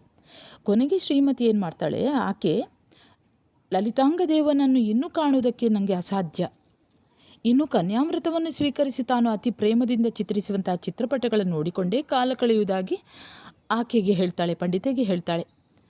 ಇಲ್ಲಿ ಮುಂದೆ ಶ್ರೀಮತಿ ತನ್ನ ಹೃದಯದೊಳು ಅಡಗಿದ್ದ ಎಲ್ಲ ಭಾವನೆಗಳನ್ನು ಪಂಡಿತೆಯೊಡನೆ ಅರ್ಹುತ್ತಾಳೆ, ಹೇಳ್ತಾಳೆ. ಪಂಡಿತೆಯ ಆಕೆಯ ನುಡಿಗಳನ್ನೆಲ್ಲ ಗ್ರಹಿಸಿ ಆಲೋಚನಾ ಮಗ್ನಳಾಗ್ತಾಳಂತೆ. ಜೊತೆಯಲ್ಲಿ ಶ್ರೀಮತಿಗೆ ಧೈರ್ಯವನ್ನು ತುಂಬುತ್ತಾಳೆ. ಪಂಡಿತೆ ಇನ್ನೂ ಮುಂದುವರಿದು ಚಿತ್ರಪಟದ ಸಹಾಯದಿಂದ ಶ್ರೀಮತಿಯ ಈ ಸ್ಥಿತಿಗೆ ಕಾರಣೀಭೂತನಾದ ಆಕೆಯ ಪ್ರಾಣೇಶನನ್ನು ಪತ್ತೆ ಹಚ್ಚಲಿಕ್ಕೆ ಕಾರ್ಯಪ್ರವೃತ್ತಳಾಗ್ತಾಳೆ. ನಾನು ಮಾಡುವ ಕಾರ್ಯವನ್ನೆಲ್ಲ ನೀನು ನಿರೀಕ್ಷಿಸು. ನಾನು ನಿನ್ನ ಇನಿಯನನ್ನು ಹುಡುಕಲು ಶಕ್ತಳಾಗಿದ್ದೇನೆ, ಚಿಂತಿಸಬೇಡ. ನೀನು ಬರೆದಿರುವಂಥ ಆ ಚಿತ್ರಪಟವನ್ನು, ನಿನ್ನ ಲಲಿತಾಂಗನನ್ನು ಗ್ರಹಿಸಿಕೊಂಡು ನೀನು ಬರೆದಂತಹ ಚಿತ್ರಪಟವನ್ನು ನನಗೆ ತೋರಿಸು ಅಂತ ಹೇಳ್ತಾಳೆ. ಚಿತ್ರಪಟವನ್ನು ನೋಡಿದಂತಹ ಪಂಡಿತೆ, ಈ ಚಿತ್ರಪಟವೇ ಸಾಕು, ಸಮಸ್ತ ಭೂಮಂಡಲದಲ್ಲಿ ಎಲ್ಲಿದ್ದರೂ ನಿನ್ನ ನಿಜೇಶನನ್ನು ಹುಡುಕಿ ತಂದು ನಿನ್ನೊಡಗೂಡುವಂತೆ ಮಾಡಿ ಜಗತ್ತಿನಾದ್ಯಂತ ಈ ಕೀರ್ತಿಯನ್ನು ಹರಡುವಂತೆ ಮಾಡುವೆ ಅಂತ ಆಕೆಯಲ್ಲಿ ಆತ್ಮವಿಶ್ವಾಸವನ್ನು ತುಂಬುತ್ತಾಳೆ. ಶ್ರೀಮತಿಯು ಚಿತ್ರದಲ್ಲಿ ಬರೆಯದೇ ಬಿಟ್ಟಿದ್ದ ಕೆಲವು ಗುರುತುಗಳನ್ನು ಸ್ಪಷ್ಟವಾಗಿ ತಿಳಿದುಕೊಂಡು ಚಿತ್ರಪಟವನ್ನು ತೆಗೆದುಕೊಂಡು ಹೋಗಿ ಜಗತ್ತಿನಲ್ಲೆಲ್ಲ ಪವಿತ್ರವಾದಂತಹ ಜಿನಾಲದ ಮೊಗಸಾಲೆಯ ಮುಂದೆ ನೇತು ಹಾಕಿ ತನ್ನ ಕಾರ್ಯಸಿದ್ಧಿಯನ್ನು ನಿರೀಕ್ಷಿಸ್ತಾ ಇರ್ತಾಳೆ. ಸೂಕ್ಷ್ಮಮತಿಯಾದ ಪಂಡಿತೆಯು ತನ್ನ ಚಾಣಾಕ್ಷತೆಯಿಂದ ಕಾರ್ಯನಿರ್ವಹಿಸುವ ಬಗ್ಗೆ ಇಲ್ಲಿ ಅಚ್ಚರಿ ಮೂಡುತ್ತದೆ. ಪಂಡಿತೆಯು ರಾಜ ತನಗೆ ವಹಿಸಿದ್ದ ಜವಾಬ್ದಾರಿಯನ್ನು ತನ್ನ ಚಾಣಾಕ್ಷಮತಿಯಿಂದ ನಿರ್ವಹಿಸಿ ತನ್ನ ಕಾರ್ಯಸಾಧನೆಯಲ್ಲಿ ಯಶಸ್ವಿಯಾಗ್ತಾಳೆ. ಪಂಡಿತೆ ಈ ಕಾರ್ಯದ ಉದ್ದಕ್ಕೂ ಮಹಾಚತುರೆಯಾಗಿ, ಸಮಯೋಚಿತ ಪ್ರಜ್ಞೆಯುಳ್ಳವಳಾಗಿ, ದಿಟ್ಟೆಯಾಗಿ, ಕಾರ್ಯಕುಶಲ ನಿರತೆಯಾಗಿ, ಸಂಯಮಿಯಾಗಿ ಇಲ್ಲಿ ಕಾಣಿಸಿಕೊಳ್ತಾಳೆ. ಮುಂದೆ ಜಿನಾಲಯಕ್ಕೆ ಆಗಮಿಸಿದಂಥ ವಜ್ರಜಂಘನು ಮಂಗಳಕರವಾದ ಜಿನಭವನವನ್ನು 3 ಸುತ್ತು ಪ್ರದಕ್ಷಿಣೆ ಬಂದು ತ್ರಿಕರ್ಣ ಶುದ್ಧನಾದ ಜಿನಸ್ತುತಿಯನ್ನು ಮಾಡುತ್ತಾನೆ. ಜಿನಭವನದಿಂದ ಹೊರಬಂದ ವಜ್ರಜಂಘನು ಅಲ್ಲಿ ನೆರೆದಿದ್ದ ಮಾನವರ ಮತ್ತು ಗಂಧರ್ವರ ಸಮೂಹವನ್ನು ಕಂಡು ಆಶ್ಚರ್ಯಗೊಳ್ತಾನೆ. ಅಲ್ಲಿ ನೆರೆದಿದ್ದಂತಹ ಜನಜಂಗುಳಿಗೆ ಕಾರಣವೇನು, ಇಲ್ಲೆಲ್ಲ ಯಾಕೆ ಇಷ್ಟು ಜನ ಸೇರಿದ್ದೀರಿ ಅಂತ ತಿಳಿಲಿಕ್ಕೆ ಹತ್ತಿರಕ್ಕೆ ಬಂದು ಅಲ್ಲಿ ಒಂದು ಆ ಚಿತ್ರಪಟವನ್ನು ನೋಡ್ತಾನೆ. ಅಲ್ಲಿ ಆ ಚಿತ್ರಪಟವನ್ನು ಎಲ್ಲರೂ ಕೂಡ ನೋಡ್ತಾ ಇದ್ದಾರೆ, ಇವರೆಲ್ಲ ಯಾಕೆ ಸೇರಿದ್ದಾರೆ ಅಂತ ಅವನು ಬಂದು ಆ ಚಿತ್ರಪಟವನ್ನು ನೋಡಿದಾಗ ಅಲ್ಲಿ ಆ ಸೌಂದರ್ಯವನ್ನು ಕಂಡು ಆತ ಮೂಕ ವಿಸ್ಮಿತನಾಗ್ತಾನಂತೆ. ಅಂದರೆ ಆ ಚಿತ್ರಪಟವನ್ನು ಈ ಪಂಡಿತೆ ಅಲ್ಲಿ ತೂಗು ಹಾಕ್ತಾಳೆ, ಅದನ್ನು ಇವನು ನೋಡ್ತಾನೆ. ಜಿನಾಲಯಕ್ಕೆ ಆಗಮಿಸಿದಂಥ ವಜ್ರಜಂಘ ನೋಡ್ತಾನೆ. ಇದು ಯಾರ ಚಿತ್ರಪಟ ಅಂತ ಅವನು ಹತ್ತಿರ ಹೋಗಿ ನೋಡ್ತಾನೆ. ಬ್ರಹ್ಮನಿಂದಲೂ ಇಷ್ಟು ಅದ್ಭುತವಾದ ಚಿತ್ರಪಟ ಮೂಡಲು ಅಸಾಧ್ಯವಾದದ್ದು ಎನ್ನುವಷ್ಟು ಮನೋಹರವಾಗಿ ಅಲ್ಲಿರುವಂತಹ ಕಲಾಕೃತಿ ಚಿತ್ರಿತವಾಗಿರ್ತದೆ. ವಿಚಿತ್ರವಾದ ಚಿತ್ರವಿದ್ಯೆಯ ಅಂದವು ಆತನಿಗೆ ಬಹು ವಿಸ್ಮಯಕಾರಿಯಾಗಿ ಕಾಣುತ್ತಾ ಇದ್ದಂತಹ ವಜ್ರಜಂಘನಿಗೆ ಆ ಚಿತ್ರಪಟವನ್ನು ನೋಡಿದಾಗ ಆತನಿಗೆ ಪೂರ್ವಜನ್ಮದ ನೆನಪು ಮರುಕಳಿಸ್ತದೆ. ಓ, ಹಿಂದಿನ ಜನ್ಮದಲ್ಲಿ ಲಲಿತಾಂಗ ದೇವನಾಗಿದ್ದಂತಹ ನನ್ನದೇ ಚಿತ್ರ ಇದು. ಮನ್ಮಥ ಪ್ರೇಮದಿಂದ ಮದಿಸಿ ಜಡವಾಗಿ ಚಂಚಲವಾದ ಕಣ್ಣುಳ್ಳವಳೇ ನನ್ನ ರಾಣಿ ಎಂದು ನಿಶ್ಚಯಿಸಿಕೊಳ್ತಾನೆ. ಈ ಚಿತ್ರಪಟದಲ್ಲಿ ತನ್ನದೇ ಚಿತ್ರವನ್ನು ನೋಡಿದಂತಹ ವಜ್ರಜಂಘನಿಗೆ ತನ್ನ ಪೂರ್ವಜನ್ಮದ ನೆನಪು ಬಂದು ಇರುಳ್ಕಂಡ ಕನಸಂ ಮರುದಿವಸಂ ನೆನೆವಂತೆ ತನ್ನ ಪೂರ್ವಜನ್ಮದ ನೆನಪು ಆತನಿಗೆ ಮರುಕಳಿಸ್ತದೆ. ತನ್ನೆಲ್ಲ ಘಟನೆಗಳು ಕ್ರಮಕ್ರಮವಾಗಿ ಸುಳ್ಳು ಬಿಚ್ಚುತ್ತಾ ಹೋಗ್ತದೆ. ಚಿತ್ರಪಟದಲ್ಲಿ ಸೂಕ್ಷ್ಮ ಕಲಾಭಿವ್ಯಕ್ತಿ ಮೂಡಿ ಬಂದಿರುವಂತಹ ತುಣುಕುಗಳಲ್ಲಿ ಇದು ನಿದರ್ಶನ. ಇದು ಲೀಲಾಂದೋಳಮ್ಮಿಂದೋಳದ ದನಿ ಇಲ್ಲಿ ತನ್ನ ಪೂರ್ವಜನ್ಮದ ಸಂಗತಿಗಳನ್ನು ಹಾಗೂ ತಾನು ಸ್ವಯಂ ಪ್ರಭೆಯೊಂದಿಗೆ ಶೃಂಗಾರಮಯ ಸನ್ನಿವೇಶಗಳನ್ನು ನೆನಪಿಸುವಂತಹ ಚಿತ್ರಪಟಗಳು. ತನ್ನ ಪ್ರಿಯೆಯಾಗಿರುವಂತಹ ಸ್ವಯಂ ಪ್ರಭೆ ಪೂರ್ವಜನ್ಮದಲ್ಲಿ ನನ್ನೊಡನೆ ಆಡಿದಂತಹ ಪ್ರಣಯ ಪ್ರಸಂಗಗಳು ಕವಿತೆಯಂತೆ ಈಗಲೂ ನನ್ನ ಮನಸ್ಸೆಂಬ ಪುಸ್ತಕದಲ್ಲಿ ಈಗ ತಾನೇ ಬರೆದಂತೆ ನೆಲೆಯಾಗಿ ನಿಂತಿವೆ. ನಲ್ಲಳ್ ಮುನ್ನಂ ಬರೆದ ತನು ಚರಿತಂ ಈಗಳ್ ಬರೆದಂತಿರ್ಪುದೋ ಮನ್ಮನಃ ಪುಸ್ತಕದೊಳ್. ಹೀಗೆ ವಜ್ರಜಂಘನು ತನ್ನ ನಲ್ಲೆಯೊಂದಿಗಿನ ಸರಸಮಯ ಸನ್ನಿವೇಶಗಳನ್ನು ಮನಸ್ಸಿನಲ್ಲಿ ಆಲೋಚಿಸಿಕೊಂಡು ತನ್ನ ಮನಸ್ಸಿನ ಸಂಕಲ್ಪದಿಂದಲೇ ತಾವು ಪರಸ್ಪರ ಸಂಭ್ರಮಿಸಿದಂತಹ ಆ ಕ್ಷಣವನ್ನು ಮತ್ತೆ ಮತ್ತೆ ಅನುಭವಿಸ್ತಾನೆ. ಆತನ ಆ ಪ್ರೇಮ ತನ್ಮಯತೆಯ ಸ್ಥಿತಿಯನ್ನು ಕವಿ ಈ ರೀತಿ ವರ್ಣಿಸ್ತಾನೆ. ಪದಪು ಮನಕ್ಕೆ ಸೊರ್ಕು ನಯನಕ್ಕೆಸೆಯುತ್ತಿರೆ ಚುಂಬನಾಭಿಲಾಪದ ಬಾಯ್ಗೆ ಬಳಸಲ್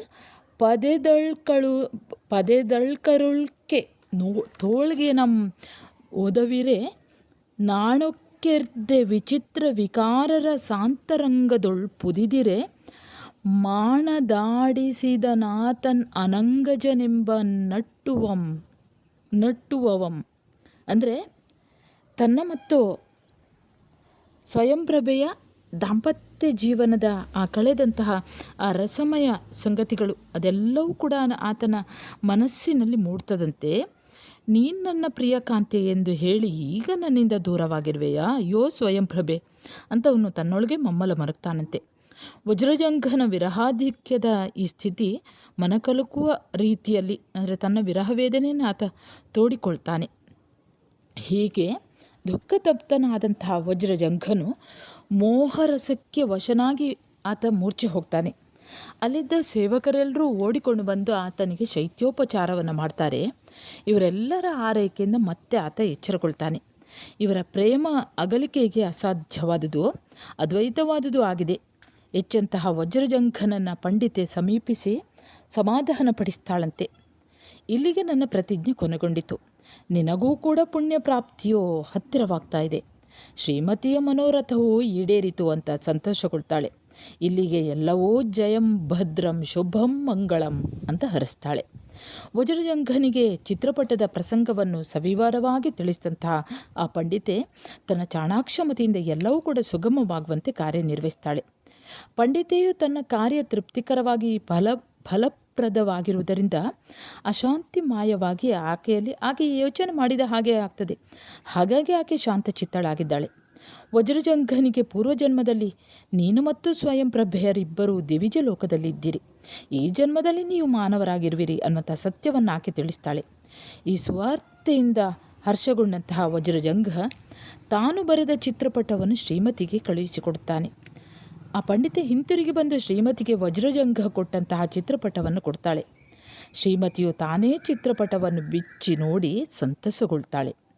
ತನ್ನ ಪ್ರಿಯನು ಹೇಳಿ ಕಳುಹಿಸಿದ ಅಭಿಜ್ಞಾನ ಗುರುತುಗಳೆಲ್ಲವನ್ನು ಕೇಳಿದ ಶ್ರೀಮತಿಯು ರೋಮಾಂಚನಗೊಳ್ಳುತ್ತಾಳೆ. ವಸಂತ ಕಾಲದಲ್ಲಿ ಅರಳಿದ ಚೂತಲತೆಯನೇ ಪೋಲ್ತಳ್ ಎಂಬಂತೆ ಆಕೆ ರಾಗರಂಜಿತಳಾಗಿದ್ದಳು. ದಿಗ್ವಿಜಯಿಯಾಗಿ ಸಂತಸದಿಂದ ತನ್ನ ರಾಜಧಾನಿಯನ್ನು ಪ್ರವೇಶಿಸಿದ ವಜ್ರದಂತ ಚಕ್ರವರ್ತಿ ಪಂಡಿತೆಯಿಂದ ತನ್ನ ಮಗಳ ವಿಚಾರವನ್ನು ತಿಳಿದುಕೊಳ್ತಾನೆ.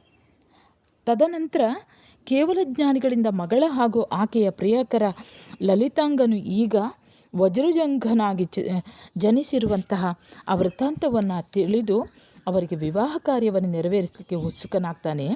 ತನ್ನ ಮಗಳನ್ನು ಭೇಟಿಯಾಗ್ತಾನಂತೆ. ನಿರಾಭರಣೆಯಾದ ಶ್ರೀಮತಿ ಈಗ ನಯವಿನಯತೆಯಿಂದ ತನ್ನ ತಂದೆಯ ಪಾದಗಳಿಗೆ ನಮಸ್ಕರಿಸ್ತಾ ಇದ್ದಾಳೆ. ಇಲ್ಲಿ ಶ್ರೀಮತಿ ಬೇಸರದೊಳಂ ಸೊಗೈಸುತ್ತಿರುವುದು ಆಕೆಯ ಅತಿಶಯವಾದ ರೂಪದ ವೈಶಿಷ್ಟ್ಯ. ಅಂದರೆ ನಿರಾಭರಣ ಸುಂದರಿಯಾಗಿ ತೋರುವ ಮಗಳನ್ನು ನೋಡಿ ತಂದೆ ವಜ್ರದಂತ ಮುಗುಳ್ನಕ್ಕು ಅವಳ ಬಯಕೆ ಕೈಗೂಡುವುದ್ರ ಬಗ್ಗೆ ಆಕೆಗೆ ತಿಳಿಸ್ತಾನೆ. ಮಗಳೇ, ನಿನ್ನ ಮನಸ್ಸಿನ ದುಗುಡ ದುಮ್ಮಾನಗಳು ಈಗಲೇ ನಾಶವಾಗಲಿ. ನೀನು ಸರ್ವಾಲಂಕರಣ ಭೂಷಿತೆಯಾಗಿ ಕಂಗೊಳಿಸಿ ಸಂತೋಷವಾಗಿರು ಅಂತ ಧೈರ್ಯ ತುಂಬುವ ನುಡಿಗಳನ್ನಾಡ್ತಾನೆ. ಮಗಳು ಮೊದಲಿನ ಹಾಗೆ ಅಲಂಕರಿಸಿಕೊಂಡು ಬಂದು ಜೀವಕಳೆಯ ನಗುಮೊಗದಿಂದ ಓಡಾಡುವುದನ್ನು ನೋಡುವ ಬಯಕೆ ತಂದೆಗೆ. ಮಗಳ ಮನಸ್ಸಿನ ಇಂಗಿತವೂ ಈಡೇರ್ತದೆ. ಜೊತೆಗೆ ತನ್ನೊಳಗಿನ ಬಯಕೆಯನ್ನು ಕೂಡ ಆತ ತಿಳಿಸ್ತಾನೆ. ಬಹುಬೇಗ ವಿಜೃಂಭಣೆಯಿಂದ ನಿನ್ನ ಶುಭ ಕಾರ್ಯವನ್ನು ನೆರವೇರಿಸ್ತೇನೆ. ನಿನ್ನ ದುಃಖವೆಲ್ಲವೂ ಕಳೆಯುತ್ತದೆ. ನಿನ್ನ ಪ್ರಾಣಪ್ರಿಯನಾದ ಲಲಿತಾಂಗನೊಂದಿಗೆ ನೀನು ಒಂದಾಗಿ ಸೇರುವೆ ಅಂತ ಮಗಳಿಗೆ ತನ್ನ ಮನಸ್ಸಿನ ಆ ನಿಶ್ಚಯವನ್ನು ತಿಳಿಸ್ತಾನೆ.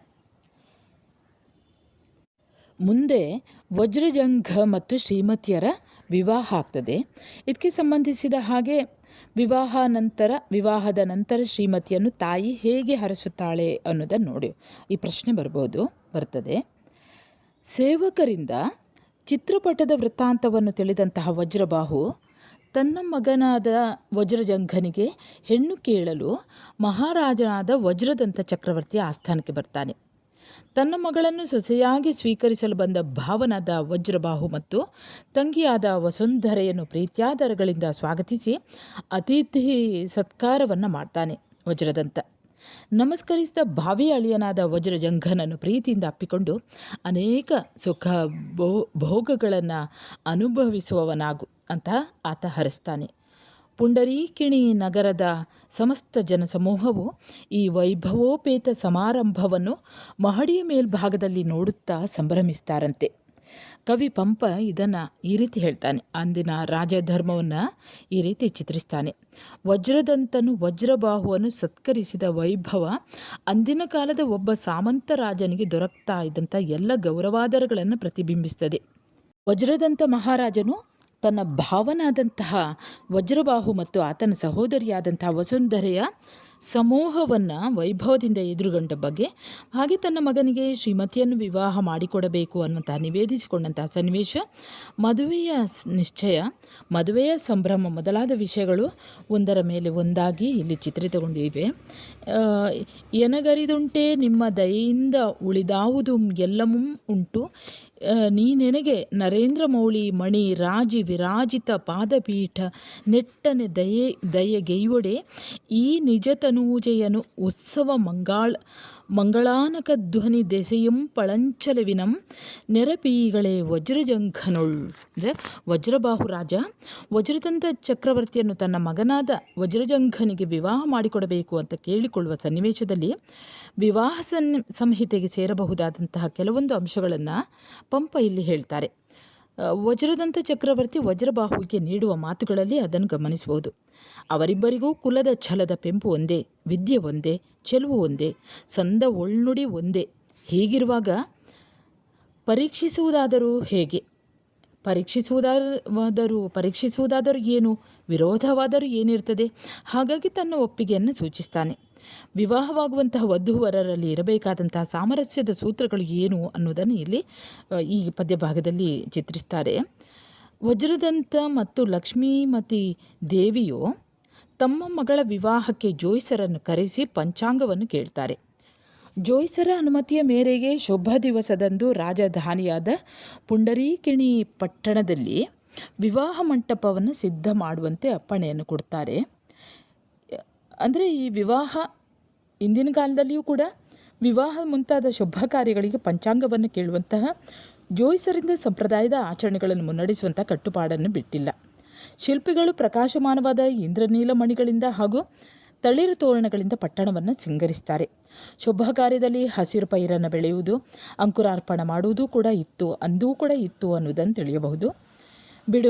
ಬಿಡುಮುತ್ತಿನ ಬಳಸಿದ ಕಡೆ ನಡುವಣ ಚೆಂಬೊನ್ನ ಪಟ್ಟವಣೆ ರನ್ನದ ಕನ್ನಡಿವೆರಸು ಸರ್ವಧಾನ್ಯದ ನಡುವಿರೆ ಮೊಸರಣ್ಕೆ ಬೆರೆಸಿದ ಎಳದಳಿರ್ಗಳಸಂ. ಅಂದರೆ ಈ ಶುಭ ವಿವಾಹದಲ್ಲಿ ನಡೆಯುವಂಥ ಎಲ್ಲ ಆಚರಣೆಗಳನ್ನು ಕೂಡ ಕವಿಯಲ್ಲಿ ಮನಮುಟ್ಟುವ ಹಾಗೆ ವರ್ಣಿಸ್ತಾರೆ. ವಿವಾಹ ಕಾರ್ಯಕ್ಕೆ ನೆರೆದಿದ್ದಂತಹ ಮಾಂಡಲಿಕರಿಗೆ, ಸಾಮಂತರಿಗೆ, ಮಂತ್ರಿಮಂಡಲಕ್ಕೆ, ಅಂತಃಪುರದ ಅಂಗನೆಯರಿಗೆ ಪಾತ್ರೆಗಳಲ್ಲಿ ತುಂಬಿದ ಪಂಚರತ್ನ, ಕಸ್ತೂರಿ, ಲಾಮಂಚ ಮುಂತಾದ ಬೆಲೆಬಾಳುವ ಶುಭ ಸೂಚಕ ವಸ್ತುಗಳನ್ನು ವಧೂವರರ ಮಾತೆಯರು ಕಾಣಿಕೆಯಾಗಿ ನೀಡ್ತಾರೆ. ವಜ್ರಜಂಘನು ಮದುಮಗನ ವೇಷದಲ್ಲಿ ಸರ್ವಾಲಂಕಾರ ಭೂಷಿತನಾಗಿ ಕಂಗೊಳಿಸ್ತಾನೆ. ಶ್ರೀಮತಿಯೂ ಕೂಡ ಸಾಮಂತ ರಾಜರ ಸ್ತ್ರೀಯರೊಡಗೂಡಿ ಇವರನ್ನು ಕೂಡಿಕೊಳ್ಳುತ್ತಾಳೆ. ಈಕೆಯು ಸರ್ವಾಭರಣ ಸರ್ವಾಲಂಕಾರ ಸುಂದರಿಯಾಗಿ ಕಂಗೊಳಿಸ್ತಾಳೆ. ವಿವಾಹ ಸಮಾರಂಭದ ಆಚರಣೆಗಳು, ವಧೂವರರ ಅಲಂಕಾರ, ಪರಿವಾರ ಜನರ ಸಂಭ್ರಮ ಮೊದಲಾದವುಗಳನ್ನು ಇಲ್ಲಿ ಬಹಳ ಸುಂದರವಾಗಿ ಚಿತ್ರಿಸಲಾಗಿದೆ. ವಧು ವೇಷದಲ್ಲಿ ಸರ್ವಾಲಂಕಾರ ಭೂಷಿತೆಯಾದ ಶ್ರೀಮತಿಯ ಸೌಂದರ್ಯವನ್ನು ಬಣ್ಣಿಸುವಂತಹ ರೀತಿಯನ್ನು ಕೂಡ ಈ ಒಂದು ಕಾವ್ಯ ಭಾಗದಲ್ಲಿ ನಾವು ಗಮನಿಸಬಹುದು. ಶ್ರೀಮತಿ ವಜ್ರಜಂಘರ ಮದುವೆಯ ವರ್ಣನೆಯೂ ಕೂಡ ಕಣ್ಣಿಗೆ ಕಟ್ಟುವ ರೀತಿಯಲ್ಲಿ ಇಲ್ಲಿ ಚಿತ್ರಿತವಾಗಿದೆ. ಕೈದಾರೆ ಎರೆಯುವ ಸಂದರ್ಭ, ಶ್ರೀಮತಿಯ ಕೋಮಲವಾದ ತಲದ ಸ್ಪರ್ಶ ಸುಖದಿಂದ ವಜ್ರಜಂಘನ ಕಣ್ಣುಗಳು ಅರಳಿವೆ. ಅವನು ರೋಮಾಂಚನಗೊಂಡಿದ್ದಾನೆ. ಶ್ರೀಮತಿಯಾದರೂ ತನ್ನ ನಲ್ಲನ ಕರತಲ ಸ್ಪರ್ಶ ಸುಖದಿಂದ ಲಜ್ಜೆಗೊಂಡಿದ್ದಾಳೆ, ತಲೆ ತಗ್ಗಿಸಿದ್ದಾಳೆ, ಬೆವರಿದ್ದಾಳೆ. ಅವಳು ತನ್ನ ಉದ್ವಿಗ್ನಗೊಂಡ ಉಸಿರನ್ನು ತಡೆಹಿಡಿಯಲು ಪ್ರಯತ್ನಿಸ್ತಾಳೆ. ಬೆಚ್ಚನೆ ದ್ರವಿಸುವ ಕಾಂತನ ಚಂದ್ರ ಸದೃಶವಾದ ಕೈಗಳು ಶ್ರೀಮತಿಯ ಕೈಗಳನ್ನು ಅದುಮುತ್ತಿವೆ. ಆ ಸ್ಪರ್ಶದಿಂದ ಅವಳು ಬೆವರಿ ಚಂದ್ರಕಾಂತ ಕರಸ್ಪರ್ಶದಿಂದ ಒಸರುವ ಚಂದ್ರಕಾಂತ ಮಣಿಯ ಗೊಂಬೆಯಂತೆ ತೋರ್ತಾ ಇದ್ದಾಳೆ. ಹೀಗಿರುವಲ್ಲಿ ಶ್ರೀಮತಿ ದೃಷ್ಟಿಯನ್ನು ಓಸರಿಸುತ್ತಾ ಉದ್ವಿಗ್ನ ಭಾವವನ್ನು ಹತ್ತಿಕ್ಕಲು ಪ್ರಯತ್ನಿಸ್ತಾ ಇದ್ದಾಗ ವಜ್ರಜಂಘನಾದರೂ ಆ ಮುಗ್ಧ ವಧುವಿನ ಮುಖದರ್ಶನದ ಸುಖವನ್ನು ಅನುಭವಿಸ್ತಾ ಇದ್ದಾನೆ. ಈ ಸಂದರ್ಭದಲ್ಲಿ ಪಂಪ ನವವಧುಗಳ ಪ್ರಥಮ ಸ್ಪರ್ಶ, ಪ್ರಥಮ ನೋಟದ ಮಾರ್ಧವ ಭಾವ ಸನ್ನಿವೇಶವನ್ನು ಕೂಡ ಅಷ್ಟೇ ಮಧುರವಾಗಿ ಇಲ್ಲಿ ಮಧುರ ಶೈಲಿಯಿಂದ ಹೃದಯಗೊಳಿಸ್ತಾ ಇದ್ದಾರೆ. ಈ ಸಂದರ್ಭವು ಸ್ವಭಾವೋಕ್ತಿ ಪೂರ್ಣವಾದುದು. ನಾಯಕ ನಾಯಕಿಯರಿಬ್ಬರ ಜಾಗೃತ ಅವಸ್ಥೆಯನ್ನು ಸೂಚಿಸುವುದು ಕೂಡ, ಅದರ ಜೊತೆಯಲ್ಲಿ ರಸವು ಹೆಚ್ಚು ಕಳೆಗೂಡಿರುವುದು ಕೂಡ ಆಗಿದೆ. ಇನ್ನು ತವರು ಮನೆಯಿಂದ ಮಗಳನ್ನು ಗಂಡನ ಮನೆಗೆ ಕಳುಹಿಸಿಕೊಡುವ ಸನ್ನಿವೇಶ ಕೂಡ ಇಲ್ಲಿ ಹೃದಯವಾಗಿ ಮೂಡ್ತದೆ. ಮಗಳನ್ನು ಗಂಡನ ಮನೆಗೆ ಕಳುವಾಗಿರೋ ಭಾವನೆ, ಮನಸ್ಸಿನ ತಳಮಳ ಇವೆಲ್ಲವೂ ಕೂಡ ಆಳರಸರೆಲ್ಲರಿಗೂ ಒಂದೇ. ಚಕ್ರವರ್ತಿ ಅಳಿಯನ ಮಗವನ್ನು ನೋಡಿ ಹೀಗೆಂತಾನೆ, ವಜ್ರಜಂಘ, ನಿನ್ನ ವಂಶದ ಘನತೆಯನ್ನು, ಇವಳಲ್ಲಿ ಉಂಟಾಗಿರುವ ಅತಿಯಾದ ಸ್ನೇಹಪೂರ್ಣವಾದ ಸಂಬಂಧವನ್ನು ಮೊದಲು ತಳೆದು ನಮ್ಮಲ್ಲಿ ಉಂಟಾಗಿರುವ ಬಾಂಧವ್ಯವನ್ನು ಅರಿತು ಈಕೆಯನ್ನು ನಡೆಸಿಕೊ. ಮಗಳನ್ನು ಅಳಿಯನೊಡನೆ ಕಳಿಸಿಕೊಡಲು ವಜ್ರದಂತನು ಷಟ್ಕಂಡ ಮಂಡಲಪತಿ ಎನಿಸಿಕೊಳ್ಳಲು ನನಗೆ ಕೀರ್ತಿ ಲಂಛನನಾದ ಬೆಳ್ಗೊಡೆಯೇ ಸಾಕು, ಅದನ್ನುಳಿದು ಮತ್ತೆಲ್ಲವನ್ನು ತನ್ನಿ ಎನ್ನುತ್ತಾನೆ. ತನ್ನ ಸಂಪತ್ತು, ಪ್ರಾಣಿ ಸಂಪತ್ತನ್ನು ಬಳುವಳಿಯಾಗಿ ಕೊಟ್ಟು ಜೊತೆಗೆ ಪಂಡಿತೆಯನ್ನು ಕಳಿಸಿಕೊಡ್ತಾನೆ. ನನ್ನ ಮಗಳು ಅರಿಯದೆ ಏನನ್ನಾದರೂ ನುಡಿದರೆ ಅದನ್ನು ಚಿಕ್ಕದೆಂದು ಗಣಿಸಬೇಕು. ನಮ್ಮನ್ನು ನೆನೆದು ಎದೆಗುಂದದಂತೆ ಏಣಾಕ್ಷಿಯನ್ನು ನೋಡಿಕೋ ಅಂತ ಬೇಡಿಕೊಳ್ಳುವೆನು ಎಂದು ಅಳಿಯನಿಗೆ ಇರಬೇಕಾದ ಜವಾಬ್ದಾರಿಯನ್ನು ಇಲ್ಲಿ ಹೇಳ್ತಾನೆ. ತಾಯಿ ಲಕ್ಷ್ಮೀಮತಿ ಮಹಾದೇವಿಯು ಕೂಡ ತನ್ನ ಪ್ರೀತಿ ಪಾತ್ರಳಾದ ಮಗಳ ಮುಖವನ್ನು ನೋಡಿ ಹೀಗೆ ಕೆಲವು ಬುದ್ಧಿಮಾತುಗಳನ್ನು ಆಡ್ತಾಳೆ. ಅವಳು, ಮಗಳೇ, ನಿನ್ನ ಪತಿಯ ಮನಸ್ಸಿನ ಇಂಗಿತವನ್ನು ಅರಿತುಕೊಂಡು, ಅಂಜಿಕೊಂಡು, ಬೆಚ್ಚಿಕೊಂಡು ಹೇಳಿದಂತೆ ನಡೆದುಕೋ. ಆತನು ಏನೆಂದರೂ ಕೋಪಗೊಳ್ಳದಿರು. ಅಗ್ರ ಮಹಿಷಿಯ ಸ್ಥಾನದಲ್ಲಿ ಕಾಲೂರಿ ನಿಲ್ಲು. ಅಮಿತ ಪುಣ್ಯರಾದ ಮಕ್ಕಳನ್ನು ಹಡೆ ಎಂದು ಹೇಳಿ ಮಗಳನ್ನು ಗಟ್ಟಿಯಾಗಿ ಅಪ್ಪಿಕೊಳ್ತಾರೆ. ಮಗಳ ಅಗಲುವಿಕೆಯಿಂದಾಗಿ ರಾಜ ದಂಪತಿಗಳಿಬ್ಬರೂ ಕೂಡ ಕಣ್ಣೀರ್ಗರೆಯುತ್ತಾರೆ.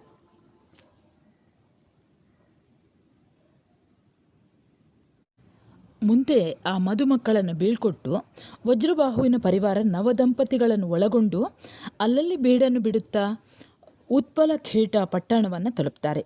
ನವದಂಪತಿಗಳನ್ನು ಬರಮಾಡಿಕೊಳ್ಳಲು ಹಲವಾರು ಚಿನ್ನ, ಬೆಳ್ಳಿ, ತಳಿರು ತೋರಣಗಳಿಂದ ಪಟ್ಟಣವು ಸಿಂಗಾರಗೊಂಡು ಪ್ರಕಾಶಿತವಾಗಿ ಮನೋಹರವಾಗಿರ್ತದೆ.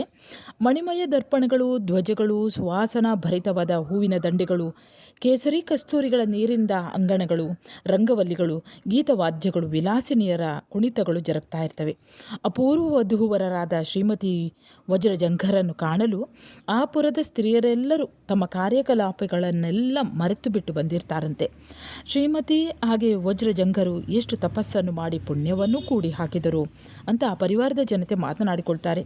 ವಿವಿಧ ವಿನೋದಗಳನ್ನು ತೋರಿಸಿ ಮೆರೆದ ಪಂಡಿತೆಯನ್ನು ದಾನ ಸನ್ಮಾನಗಳಿಂದ ಸಂತೋಷಪಡಿಸ್ತಾರೆ.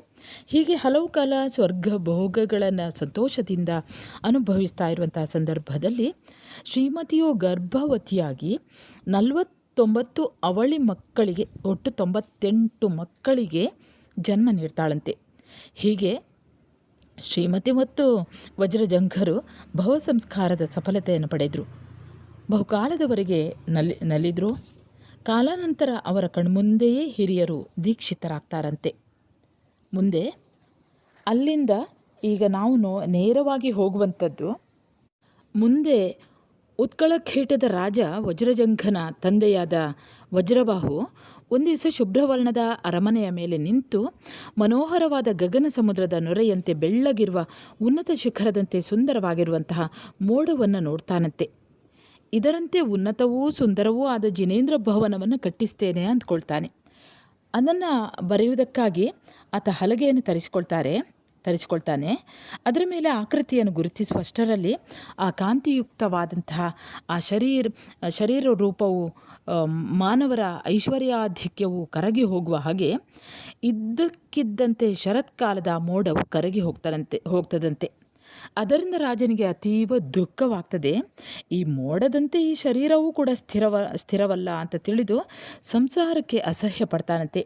ಅನಂತರ ತನ್ನ ಮಗನಾದಂತಹ ವಜ್ರಜಂಘನಿಗೆ ಅಧಿಕಾರವನ್ನು ಕೊಟ್ಟು ತನ್ನ ಪರಿವಾರದೊಂದಿಗೆ ಯಮಧರ ಮುನೀಂದ್ರರ ಬಳಿ ದಿಗಂಬರನಾಗಿ ಜಿನದೀಕ್ಷೆಯನ್ನು ಪಡಿತಾನಂತೆ. ಇತ್ತ ಕಡೆ ಈ ವಜ್ರದಂತ ಮಹಾರಾಜ ಒಂದು ದಿನ ಸಮಸ್ತ ರಾಜರೊಡಗೂಡಿ ಆಸ್ಥಾನ ಸಿಂಹಾಸನದ ಮಧ್ಯದಲ್ಲಿ ಸುಖವಾಗಿ ಕುಳಿತಿರ್ತಾನೆ. ಆ ಸಮಯದಲ್ಲಿ ಉದ್ಯಾನ ಪಾಲಕನು ವಿನಯದಿಂದ ಬೆರೆದಿರುವ ಪದ್ಮವೊಂದನ್ನು ಕೊಡ್ತಾನೆ. ಈ ಮಾಧುರ್ಯಯುಕ್ತವಾದ ಕಮಲವನ್ನು ತಿರುಗಿಸುತ್ತಾ ಅದರ ಅಂದವನ್ನು ನೋಡಿ ಪರಿಮಳದ ಸುಖವನ್ನು ಅನುಭವಿಸ್ತಾ ಇರುವಂತಹ ಸಂದರ್ಭದಲ್ಲಿ ಹಿಂದಿನ ದಿನವೇ ಸತ್ತಿದ್ದ ದುಂಬಿಯೊಂದು ದಳದಿಂದ ಉದುರ್ತದಂತೆ. ಆ ದೃಶ್ಯವೇ ವಜ್ರದಂತನಲ್ಲಿ ವೈರಾಗ್ಯ ಉಂಟಲು ಕಾರಣ ಆಗ್ತದೆ. ಅಲ್ಲಿಂದ ಕಿಂಪಾಂಕವೆಂಬ ವಿಷದ ಹಣ್ಣಿಗೆ ಸಮಾನಾದುದು ವಿಷಯ ಸುಖ ಅಂತ ತಿಳಿದೂ ಕೂಡ ನಾನು ಇದಕ್ಕೆ ಮೋಹಗೊಳ್ಳುವುದು ಸರಿಯಲ್ಲ ಎಂಬ ನಿರ್ಧಾರಕ್ಕೆ ಬರುತ್ತಾನೆ ಮಹಾರಾಜ. ಮುಂದುವರೆದು ಯೌವನ, ರೂಪ, ಐಶ್ವರ್ಯ, ಈ ಶರೀರಗಳ ಗುಣ ಮತ್ತು ಭೋಗ ವಿಸ್ತಾರಗಳೆಲ್ಲವೂ ಹುಲ್ಲಿನ ತುದಿಯಲ್ಲಿರುವ ನೀರಿನ ಹನಿಗಳಂತೆ ಚಂಚಲವಾದುದು, ಕಾಮನಬಿಲ್ಲಿನಂತೆ ಚಪಲವಾದುದು, ಮಿಂಚಿನಂತೆ ಕ್ಷಣಿಕವಾದುದು. ನಿಧಿಗಳು, ರತ್ನ ಸಮೂಹಗಳು, ಅಂತಃಪುರವು, ಷಡಂಗಯುಕ್ತವಾದ ಸೈನ್ಯವು, ಹಿಮವತ್ ಪರ್ವತದವರೆಗೆ ಹರಡಿರುವ ಭೂಮಂಡಲವೂ ಕೂಡ ಅಶಾಶ್ವತವಾದುದು. ಅವು ತಪ್ಪದೇ ನಮ್ಮನ್ನು ಸಾವಿಗೆ ಈಡು ಮಾಡುವವು. ಮೊದಲು ಇದೆಲ್ಲವನ್ನು ತ್ಯಜಿಸುವುದು ಬುದ್ಧಿವಂತನ ಕಾರ್ಯ ಅಂತ ತಿಳಿಯುತ್ತಾನೆ. ಮಾನವರು ಒಂದೇ ದೇಹದಲ್ಲಿ ಎಲ್ಲ ಇಂದ್ರಿಯ ಸಮೂಹವನ್ನು ಹೇಗೆ ಅಳವಡಿಸಿಕೊಂಡಿರುವರೋ ತಿಳಿಯದು. ಇಂತಹ ಈ ಕ್ಷಣಿಕ ಸುಖವನ್ನು ತೊರೆದು ಲೌಕಿಕ ಜೀವನದ ಬಗ್ಗೆ ಜಿಗುಪ್ಸೆ ಮೂಡಿ ಮೋಕ್ಷ ಸಾಮ್ರಾಜ್ಯವನ್ನು ಅಪೇಕ್ಷಿಸಿ ತಪೋನುಷ್ಠಾನಕ್ಕಾಗಿ ಕಾಡಿಗೆ ಹೊರಡಲು ನಿಶ್ಚಯಿಸ್ತಾನೆ. ತನ್ನೆಲ್ಲ ರಾಜ್ಯವನ್ನು ಹಿರಿಯ ಮಗನಾದ ಅಮಿತ ತೇಜನಿಗೆ ಕೊಡುತ್ತಾನೆ. ವಿಷಯ ಸುಖದ ಪರಿಣಾಮದ ಬಗ್ಗೆ ಮಗನು ತಂದೆಗೆ ಹೇಳುವ ಮಾತು ಇಲ್ಲಿ ಅರ್ಥಗರ್ಭಿತವಾಗಿದೆ. ಅವನು ಹೇಳ್ತಾನೆ, ಈ ಜಿಗುಪ್ಸೆಯನ್ನು ತಂದಂತಹ ಈ ಸಾಮ್ರಾಜ್ಯ ನನಗೆ ಒಳಿತನ್ನು ಮಾಡಬಲ್ಲುದೆ. ಇನಿತಂ ನಿಮ್ಮ ಮನಕ್ಕೆ ಕೊಕ್ಕರಿಕೆಯಂ ಮಾಡಿರ್ದ ಸಾಮ್ರಾಜ್ಯಂ ಎಂತೆನೆಗೊಳ್ಳುವಂ ಪಡೆದಪ್ಪುದು ಇಂತೆನಗೆ ಇದು ಚಂದ್ರಾರ್ಕಮಂ ದೇವ ನೀ ಎನಗೀಗಳ್ ದಯೆಗೆ ಒಡ್ವಿಂತು ಬೆಸಸಲ್ ಸಾಲ್ಗಿಂದೆ ಪೋಪೆಂ. ಅಂದರೆ ಈ ಸಾಮ್ರಾಜ್ಯ ನನಗೆ ಒಳಿತನ್ನು ಮಾಡಬಲ್ಲುದೆ, ನನಗೆ ಈ ಸಾಮ್ರಾಜ್ಯ ಸುಖ ಬೇಡ, ನಾನು ತಪೋಮಾರ್ಗಕ್ಕೆ ತೆರಳುವೆನು ಅಂತ ಮಗನ ಮಾತಿಗೆ ತಂದೆ ಹೇಳ್ತಾರೆ. ತಪೋನುಷ್ಠಾನಕ್ಕಾಗಿ ಕಾಡಿಗೆ ಹೊರಡುವುದು ವಯಸ್ಸಾದಾಗ ಇದ್ದೇ ಇದೆ. ಈಗ ರಾಜ್ಯಭಾರವನ್ನು ಮಾಡುವಂಥ ಬುದ್ಧಿಮಾತನ್ನು ಹೇಳ್ತಾನೆ. ಹಿರಿಯನಾಗಿ ತಂದೆಯಾಗಿ ತನ್ನ ವಂಶೋದ್ಧಾರದ ಶ್ರೇಯಸ್ಸಿಗಾಗಿ ಈ ಮಾತನಾಡ್ತಾನೆ ವಜ್ರದಂತ. ಮಗನೆನ್ನುವಂಥ ವ್ಯಾಮೋಹದಿಂದ ನೀವು ಈ ಮಾತನ್ನು ಹೇಳುತ್ತಿರುವಿರಿ. ವಿನೀತವಾಗಿ ತಂದೆಯ ಮಾತನ್ನು ತಿರಸ್ಕರಿಸಿದ ಅಮಿತ ತೇಜನು ಈಗ ನೀಡಿದ ರಾಜ್ಯಭಾರವನ್ನು ಸ್ವೀಕರಿಸಿ ಅನಂತರ ಈ ಧರಣಿ ಭಾರವನ್ನು ಬಿಸುಟರೆ ಅಗೆದು ಮುಚ್ಚುವುದು ಎಂಬ ಗಾದೆಯಂತಾಗುವುದಿಲ್ಲವೇ? ನನಗೆ ಭೌತಿಕ ಸುಖಾನುಭವದ ಇಚ್ಛೆ ಇಲ್ಲ. ಎಂಬ ಅಮಿತ ತೇಜನ ಮನೋನಿಶ್ಚಯವನ್ನು ತಿಳಿದ ವಜ್ರದಂತನು ಅಮಿತ ತೇಜ ಮತ್ತು ಅನುಂದರಿಯ ಮಗನಾದ ಪುಂಡರೀಕನೆಂಬ ಹಸುಳಿಗೆ ಸಂತಾನ ಪಾಲನೆಗಾಗಿ ನೇಮಿಸ್ತಾನೆ. ಸುಖ ಸಂಪತ್ತುಗಳ ನಶ್ವರತೆಯನ್ನು ತಿಳಿದು ತನ್ನ ಪರಿವಾರದೊಡನೆ ಯಶೋಧರ ಮುನೀಂದ್ರರ ಪಾದಕಮಲದಲ್ಲಿ ದಿಗಂಬರ ದೀಕ್ಷೆಯನ್ನು ಪಡೆಯುತ್ತಾನೆ. ಹೀಗೆ ತಪೋನಿರತನಾಗಿ ಮೋಕ್ಷವನ್ನು ಹೊಂದುತ್ತಾನೆ. ಶಾಶ್ವತವಾದಂತಹ ಸುಖವನ್ನು ಹುಡುಕಿಕೊಂಡು ಹೋಗುವವರಿಗೆ ಭೋಗದ ನಶ್ವರತೆ, ಸಂಸಾರದ ಅನಿತ್ಯತೆ ಅರಿವಾಗಲೇಬೇಕು ಅನ್ನುವಂಥ ಅಂಶವನ್ನು ಕವಿ ಪಂಪ ಇಲ್ಲಿ ಒಂದಾದರ ಮೇಲೊಂದರಂತೆ ವೈರಾಗ್ಯ ಭಾವ ಕಥನಗಳನ್ನು ಮೇಳಗಟ್ಟಿಸುವುದರ ಮೂಲಕ ದೃಢಪಡಿಸಿದಂತಿದೆ. ಶಿಶುವೊಂದರಿಂದ ಕೂಡಿದ ವಜ್ರದಂತನ ಕುಲವು ಕೃಶನಾದ ಚಂದ್ರನೊಬ್ಬನನ್ನೇ ಪಡೆದ ಆಕಾಶಕ್ಕೂ, ಸಿಂಹದ ಮರಿಯೊಂದನೇ ಹೊಂದಿದ ಕಾಡಿಗೂ, ಕಮಲದ ಮೊಗ್ಗೊಂದನೇ ಪಡೆದ ಸರೋವರಕ್ಕೂ ಸದೃಶವಾಯಿತು ಎಂಬುದು ಸುಂದರವಾದಂತಹ ಹೋಲಿಕೆ. ಮುಗ್ಧ ಬಾಲಕನು ವಜ್ರದಂತನು ಕುಲದ ರಾಜನಾದುದರಿಂದ ಮಾಂಡಲಿಕರು, ಸಾಮಂತರು ಗಡಿ ಭಾಗವನ್ನು ಒತ್ತರಿಸಿಕೊಂಡು ಬರ್ತಾ ಇದ್ರು. ವಿಷಯ ತಿಳಿದ ಲಕ್ಷ್ಮೀ ಮತ್ತು ಮಹಾದೇವಿಯು ಮಂತ್ರಿವರ್ಗದೊಡನೆ ಸಮಾಲೋಚಿಸಿ ತನ್ನ ಅಳಿಯನಾದ ವಜ್ರಜಂಘನಿಗೆ ಈ ವಿಷಯವಾಗಿ ಪತ್ರವನ್ನು ರವಾನಿಸ್ತಾಳೆ. ಸಾಮಂತ ರಾಜರ ಕಿರುಕುಳದಿಂದ ರಾಜ್ಯಭಾರ ಮಾಡಲು ತೊಂದರೆಯಾಗ್ತಾ ಇದೆ. ಅಬಲೆಯಾದ ಹೆಂಗಸು ನಮ್ಮನ್ನೆಲ್ಲ ರಕ್ಷಿಸ್ತಾಳೆ ಅಂತ ಈ ಮಹಿಮಂಡಲದ ಭರವಸೆಯನ್ನು ಇಟ್ಟಿದೆ. ನಮಗೆ ಈಗ ಶಕ್ತಿ ಇಲ್ಲ. ಈ ರಾಜ್ಯವನ್ನು ಅಳಿಯನಾದ ವಜ್ರಜಂಘನು ವಹಿಸಿಕೊಳ್ಳಲಿ ಅಂತ ತಿಳಿಸ್ತಾಳೆ. ದೂತರಿಂದ ಈ ವಿಷಯವನ್ನು ತಿಳಿದಂತಹ ವಜ್ರಜಂಘ ಆಶ್ಚರ್ಯಚಕಿತನಾಗ್ತಾನೆ.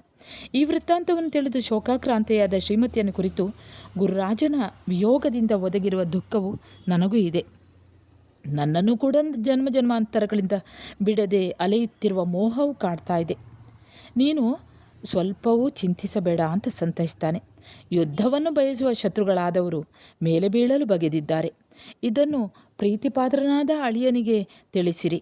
ನಮ್ಮನ್ನು ಪ್ರೀತಿಸತಕ್ಕವರು ಮತ್ತೊಬ್ಬರಿಲ್ಲ ಎಂದು ಅತ್ತೆಯಾದ ಲಕ್ಷ್ಮೀಮತಿ ದೇವಿಯು ಹೇಳಿರುವಾಗ ನಾವು ಮೀನಮೇಷವೆಣಿಸುವುದರಲ್ಲಿ ಅರ್ಥವಿಲ್ಲ. ಹೋಗಿಯೇ ಹೋಗುವೆನು ಅಂತ ನಿಶ್ಚಯಿಸ್ತಾನೆ.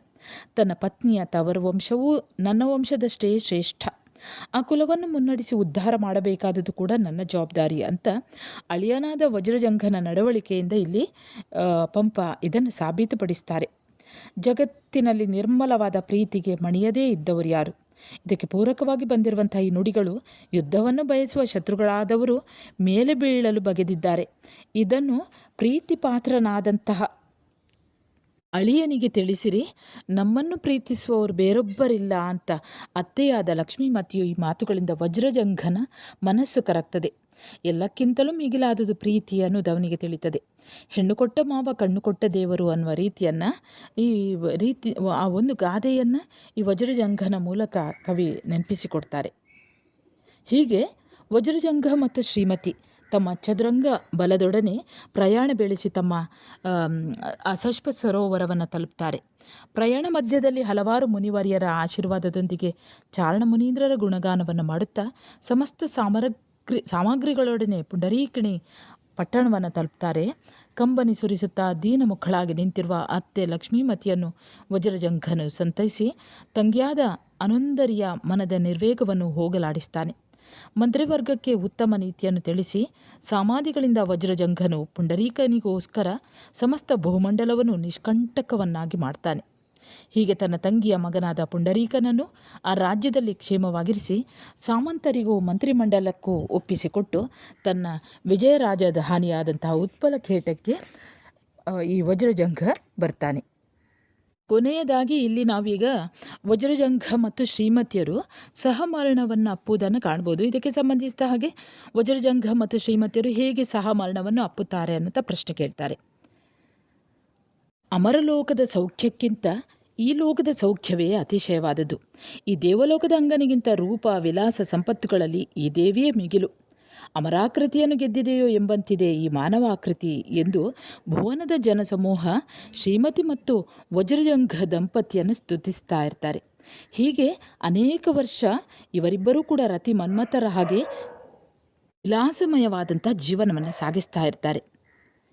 ಈ ದಂಪತಿಗಳ ಜೀವನವು ಒಂದೆಡೆ ವೈರಾಗ್ಯ ಸನ್ನಿವೇಶಗಳು ಜೊತೆಯಲ್ಲೇ ಸಂಸಾರದ ನಶ್ವರತೆಯನ್ನು ಮನದಟ್ಟು ಮಾಡಿಸಿದರೆ, ಮತ್ತೊಂದೆಡೆ ಭೋಗದ ಹಿನ್ನೆಲೆಯಲ್ಲಿ ಬೆಂಬಿಡದೆ ಬರುವ ದುರಂತವನ್ನು ವಜ್ರಜಂಘ ಶ್ರೀಮತಿಯರ ಮರಣ ಸನ್ನಿವೇಶ ಮನದಟ್ಟು ಮಾಡ್ತದೆ.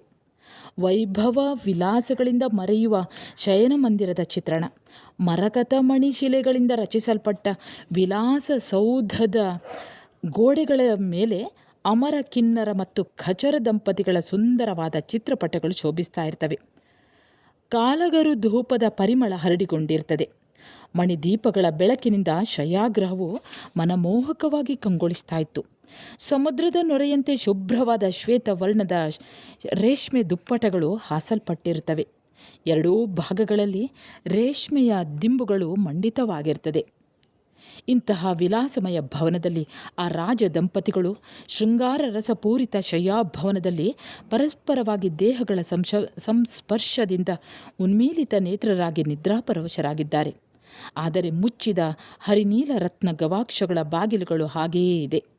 ಅದನ್ನು ತೆರೆಯಲು ಅವರು ಮರೆತಿದ್ದಾರೆ. ಆಗ ಕೇಶ ಸಂಸ್ಕಾರಕ್ಕಾಗಿ ಇಟ್ಟಿದ್ದ ಕಾಲಾಗರು ಧೂಪದಿಂದ ಉಂಟಾದ ಅನಾಹುತ ಅದನ್ನು ಕವಿ ಈ ರೀತಿ ವರ್ಣಿಸ್ತಾರೆ. ಆ ಕಾಲಾಗರು ಧೂಪವು ಮೊದಲು ಉದ್ದವಾಗಿ ಹರಿದು ಹರಡಿ ಅನಂತರ ನಿಧಾನವಾಗಿ ಚಲಿಸಿ ತನ್ನ ಆಕಾರದಲ್ಲಿ ಸ್ವಲ್ಪವೂ ಕುಗ್ಗದೆ ಆ ದಂಪತಿಗಳನ್ನು ಉಸಿರಾಡದಂತೆ ಮಾಡಿ ಕೃಷ್ಣ ಸರ್ಪವು ಕೊಲ್ಲುವಂತೆ ಆ ದಂಪತಿಗಳನ್ನು ಕೊಂದಿತು ಅನ್ನುವಂಥ ಒಂದು ಉಪಮೆ ಬರ್ತದೆ. ಈ ಹೊಗೆಯಿಂದಾಗಿ ತೋಳುಗಳನ್ನು ಸಡಿಲಿಸದೆಯೇ ಆ ಪ್ರಾಣವಲ್ಲಭರು ಜೊತೆಯಲ್ಲೇ ಅಸುನೀಗ್ತಾರೆ. ಸಂಸಾರ ಎಷ್ಟೇ ಸುಖಕರವಾಗಿ ಭೋಗಮಯವಾಗಿ ಕಂಡರೂ ಜೀವಿಗೆ ಅದು ವಿಷ ಸ್ವರೂಪವಾದುದು. ಹಾಗಾಗಿ ಹೊರಬರದ ಹೊರತು ಬಿಡುಗಡೆಯಿಲ್ಲ, ಅದರಿಂದ ಹೊರಬರದ ಹೊರತು ಬಿಡುಗಡೆಯಿಲ್ಲ ಅನ್ನುವಂಥ ತತ್ವವನ್ನು ಗಮನಿಸಬೇಕು. ಅಷ್ಟೊಂದು ಸುಖ ಭೋಗಕ್ಕೆ ಆಗರವಾದ ಆ ದಂಪತಿಗಳು ನೋಡ್ತಾ ನೋಡ್ತಾ ಇದ್ದ ಹಾಗೆ ದಾರುಣವಾದ ದಿಸೆಗೆ ತುತ್ತಾಗ್ತಾರೆ. ಹೀಗಿರುವಾಗ ಮೂರ್ಖರಾದ ಜನರು ಕ್ಷಣಭಂಗುರವಾದ ಸಂಸ್ಕೃತಿಯನ್ನು ಏಕೆ ನಂಬೋರು ಅನ್ನುವಂಥ ಒಂದು ಆತಂಕ. ದೀಪ ನಂದಿದ ಕೂಡಲೇ ಮನೆಯಲ್ಲಿ ಕತ್ತಲು ಕವಿಯುತ್ತದೆ. ಪ್ರಾಣಪಕ್ಷಿ ದೇಹವನ್ನು ತೊರೆಯುತ್ತಾ ಇದ್ದಂತೆ ಈ ದಂಪತಿಗಳ ಸುಂದರಾಂಗಗಳು ಮಂಕಾಗ್ತವೆ. ಅಕಾಲ ಮರಣದಲ್ಲಿಯೂ ಪ್ರಾಣವಲ್ಲಭರು ಇರುವರು ತಮ್ಮ ತೋಳನ್ನು ಸಡಿಲಿಸದೆ ಪ್ರಾಣ ತೆತ್ತದ್ದು ದುರಂತದ ವಿಷಾದ ಭಾವವನ್ನು ನೀಗುವಂತೆ ಮಾಡಿ ದಾಂಪತ್ಯದ ಪುಣ್ಯಾಂಶಗಳನ್ನು ಕೊಂಡಾಡ್ತಾರೆ ಪಂಪ. ಸಂಸ್ಕೃತಿಯ ಸೌಖ್ಯಗಳು ಸರ್ಪದ ಹೆಡೆಗಳಿಗಿಂತ ವಿಷಯಮವಾದುದು ಅನ್ನುವಂಥ ಒಂದು ಸಾರ್ವಕಾಲಿಕ ಸತ್ಯವನ್ನು ಗಮನಿಸಬಹುದು. ಮುಂದೆ ಬೆಳಗಾದ ನಂತರ ಈ ಅಶುಭ ವಾರ್ತೆ ಹರಡಿ ಶ್ರೀಮತಿ ವಜ್ರಜಂಘರ ಕಳೇಬರವನ್ನು ಕಂಡು ಅಂತಃಪುರವು ಶೋಕಾಗ್ನಿಯಲ್ಲಿ ಮುಳುಗುತ್ತದೆ. ಈ ಕಳೇಬರಗಳಿಗೆ ಶೃಂಗಾರವನ್ನು ಮಾಡಿ ಶ್ರೀಗಂಧದ ಕಟ್ಟಿಗೆಯಲ್ಲಿ ಸುಟ್ಟು ಹಾಕ್ತಾರೆ. ಧೂಪದ ಹೊಗೆಯಿಂದಲೇ ಶಯಾಗ್ರಹದಲ್ಲಿ ಸತ್ತಿದ್ದ ಮೂಕ ಪ್ರಾಣಿಗಳನ್ನು ಸಂಸ್ಕಾರ ಮಾಡಿದರು. ಶ್ರೀಮತಿಯ ಮಗ ವಜ್ರಬಾಹುವಿಗೆ ಮುಂದೆ ಪಟ್ಟ ಕಟ್ತಾರೆ. ಉಳಿದವರೆಲ್ಲರೂ ಕೂಡ ತಪಸ್ವಿಗಳಾಗ್ತಾರೆ. ಅಂದರೆ ಈ ಆದಿಪುರಾಣದಲ್ಲಿ ಚಿತ್ರಿತವಾಗಿರುವಂತಹ ವಜ್ರಜಂಘ ಶ್ರೀಮತಿಯರ ವೃತ್ತಾಂತ ಅತ್ಯಂತ ಹೃದಯಸ್ಪರ್ಶಿಯಾದ ಪ್ರೇಮಾಖ್ಯಾನವಾಗಿ ತೋರ್ತದೆ. ಅವರ ಪ್ರೇಮ ಸಂವೇದನೆಯ ಸೂಕ್ಷ್ಮ ಭಾವನೆಗಳು ವಿರಹತಾಪ, ಸಮಾಗಮ, ಅನ್ಯೋನ್ಯ ದಾಂಪತ್ಯ, ಸಹಮರಣ ಇವೆಲ್ಲವೂ ಕೂಡ ಇಲ್ಲಿ ಪ್ರಮುಖವಾಗಿ ಕಂಡುಬರುವಂತಹ ಅಂಶ. ಅದರ ಜೊತೆಯಲ್ಲಿ ಈ ಪ್ರೇಮ ಕಥೆಯ ಒಡಲಿನಲ್ಲಿಯೇ ವೈರಾಗ್ಯವಾಹಿನಿ ನಿರ್ಭರವಾಗಿ ಪ್ರವಹಿಸ್ತಾ ಇರುವುದನ್ನು ಕೂಡ ಸುಲಭವಾಗಿ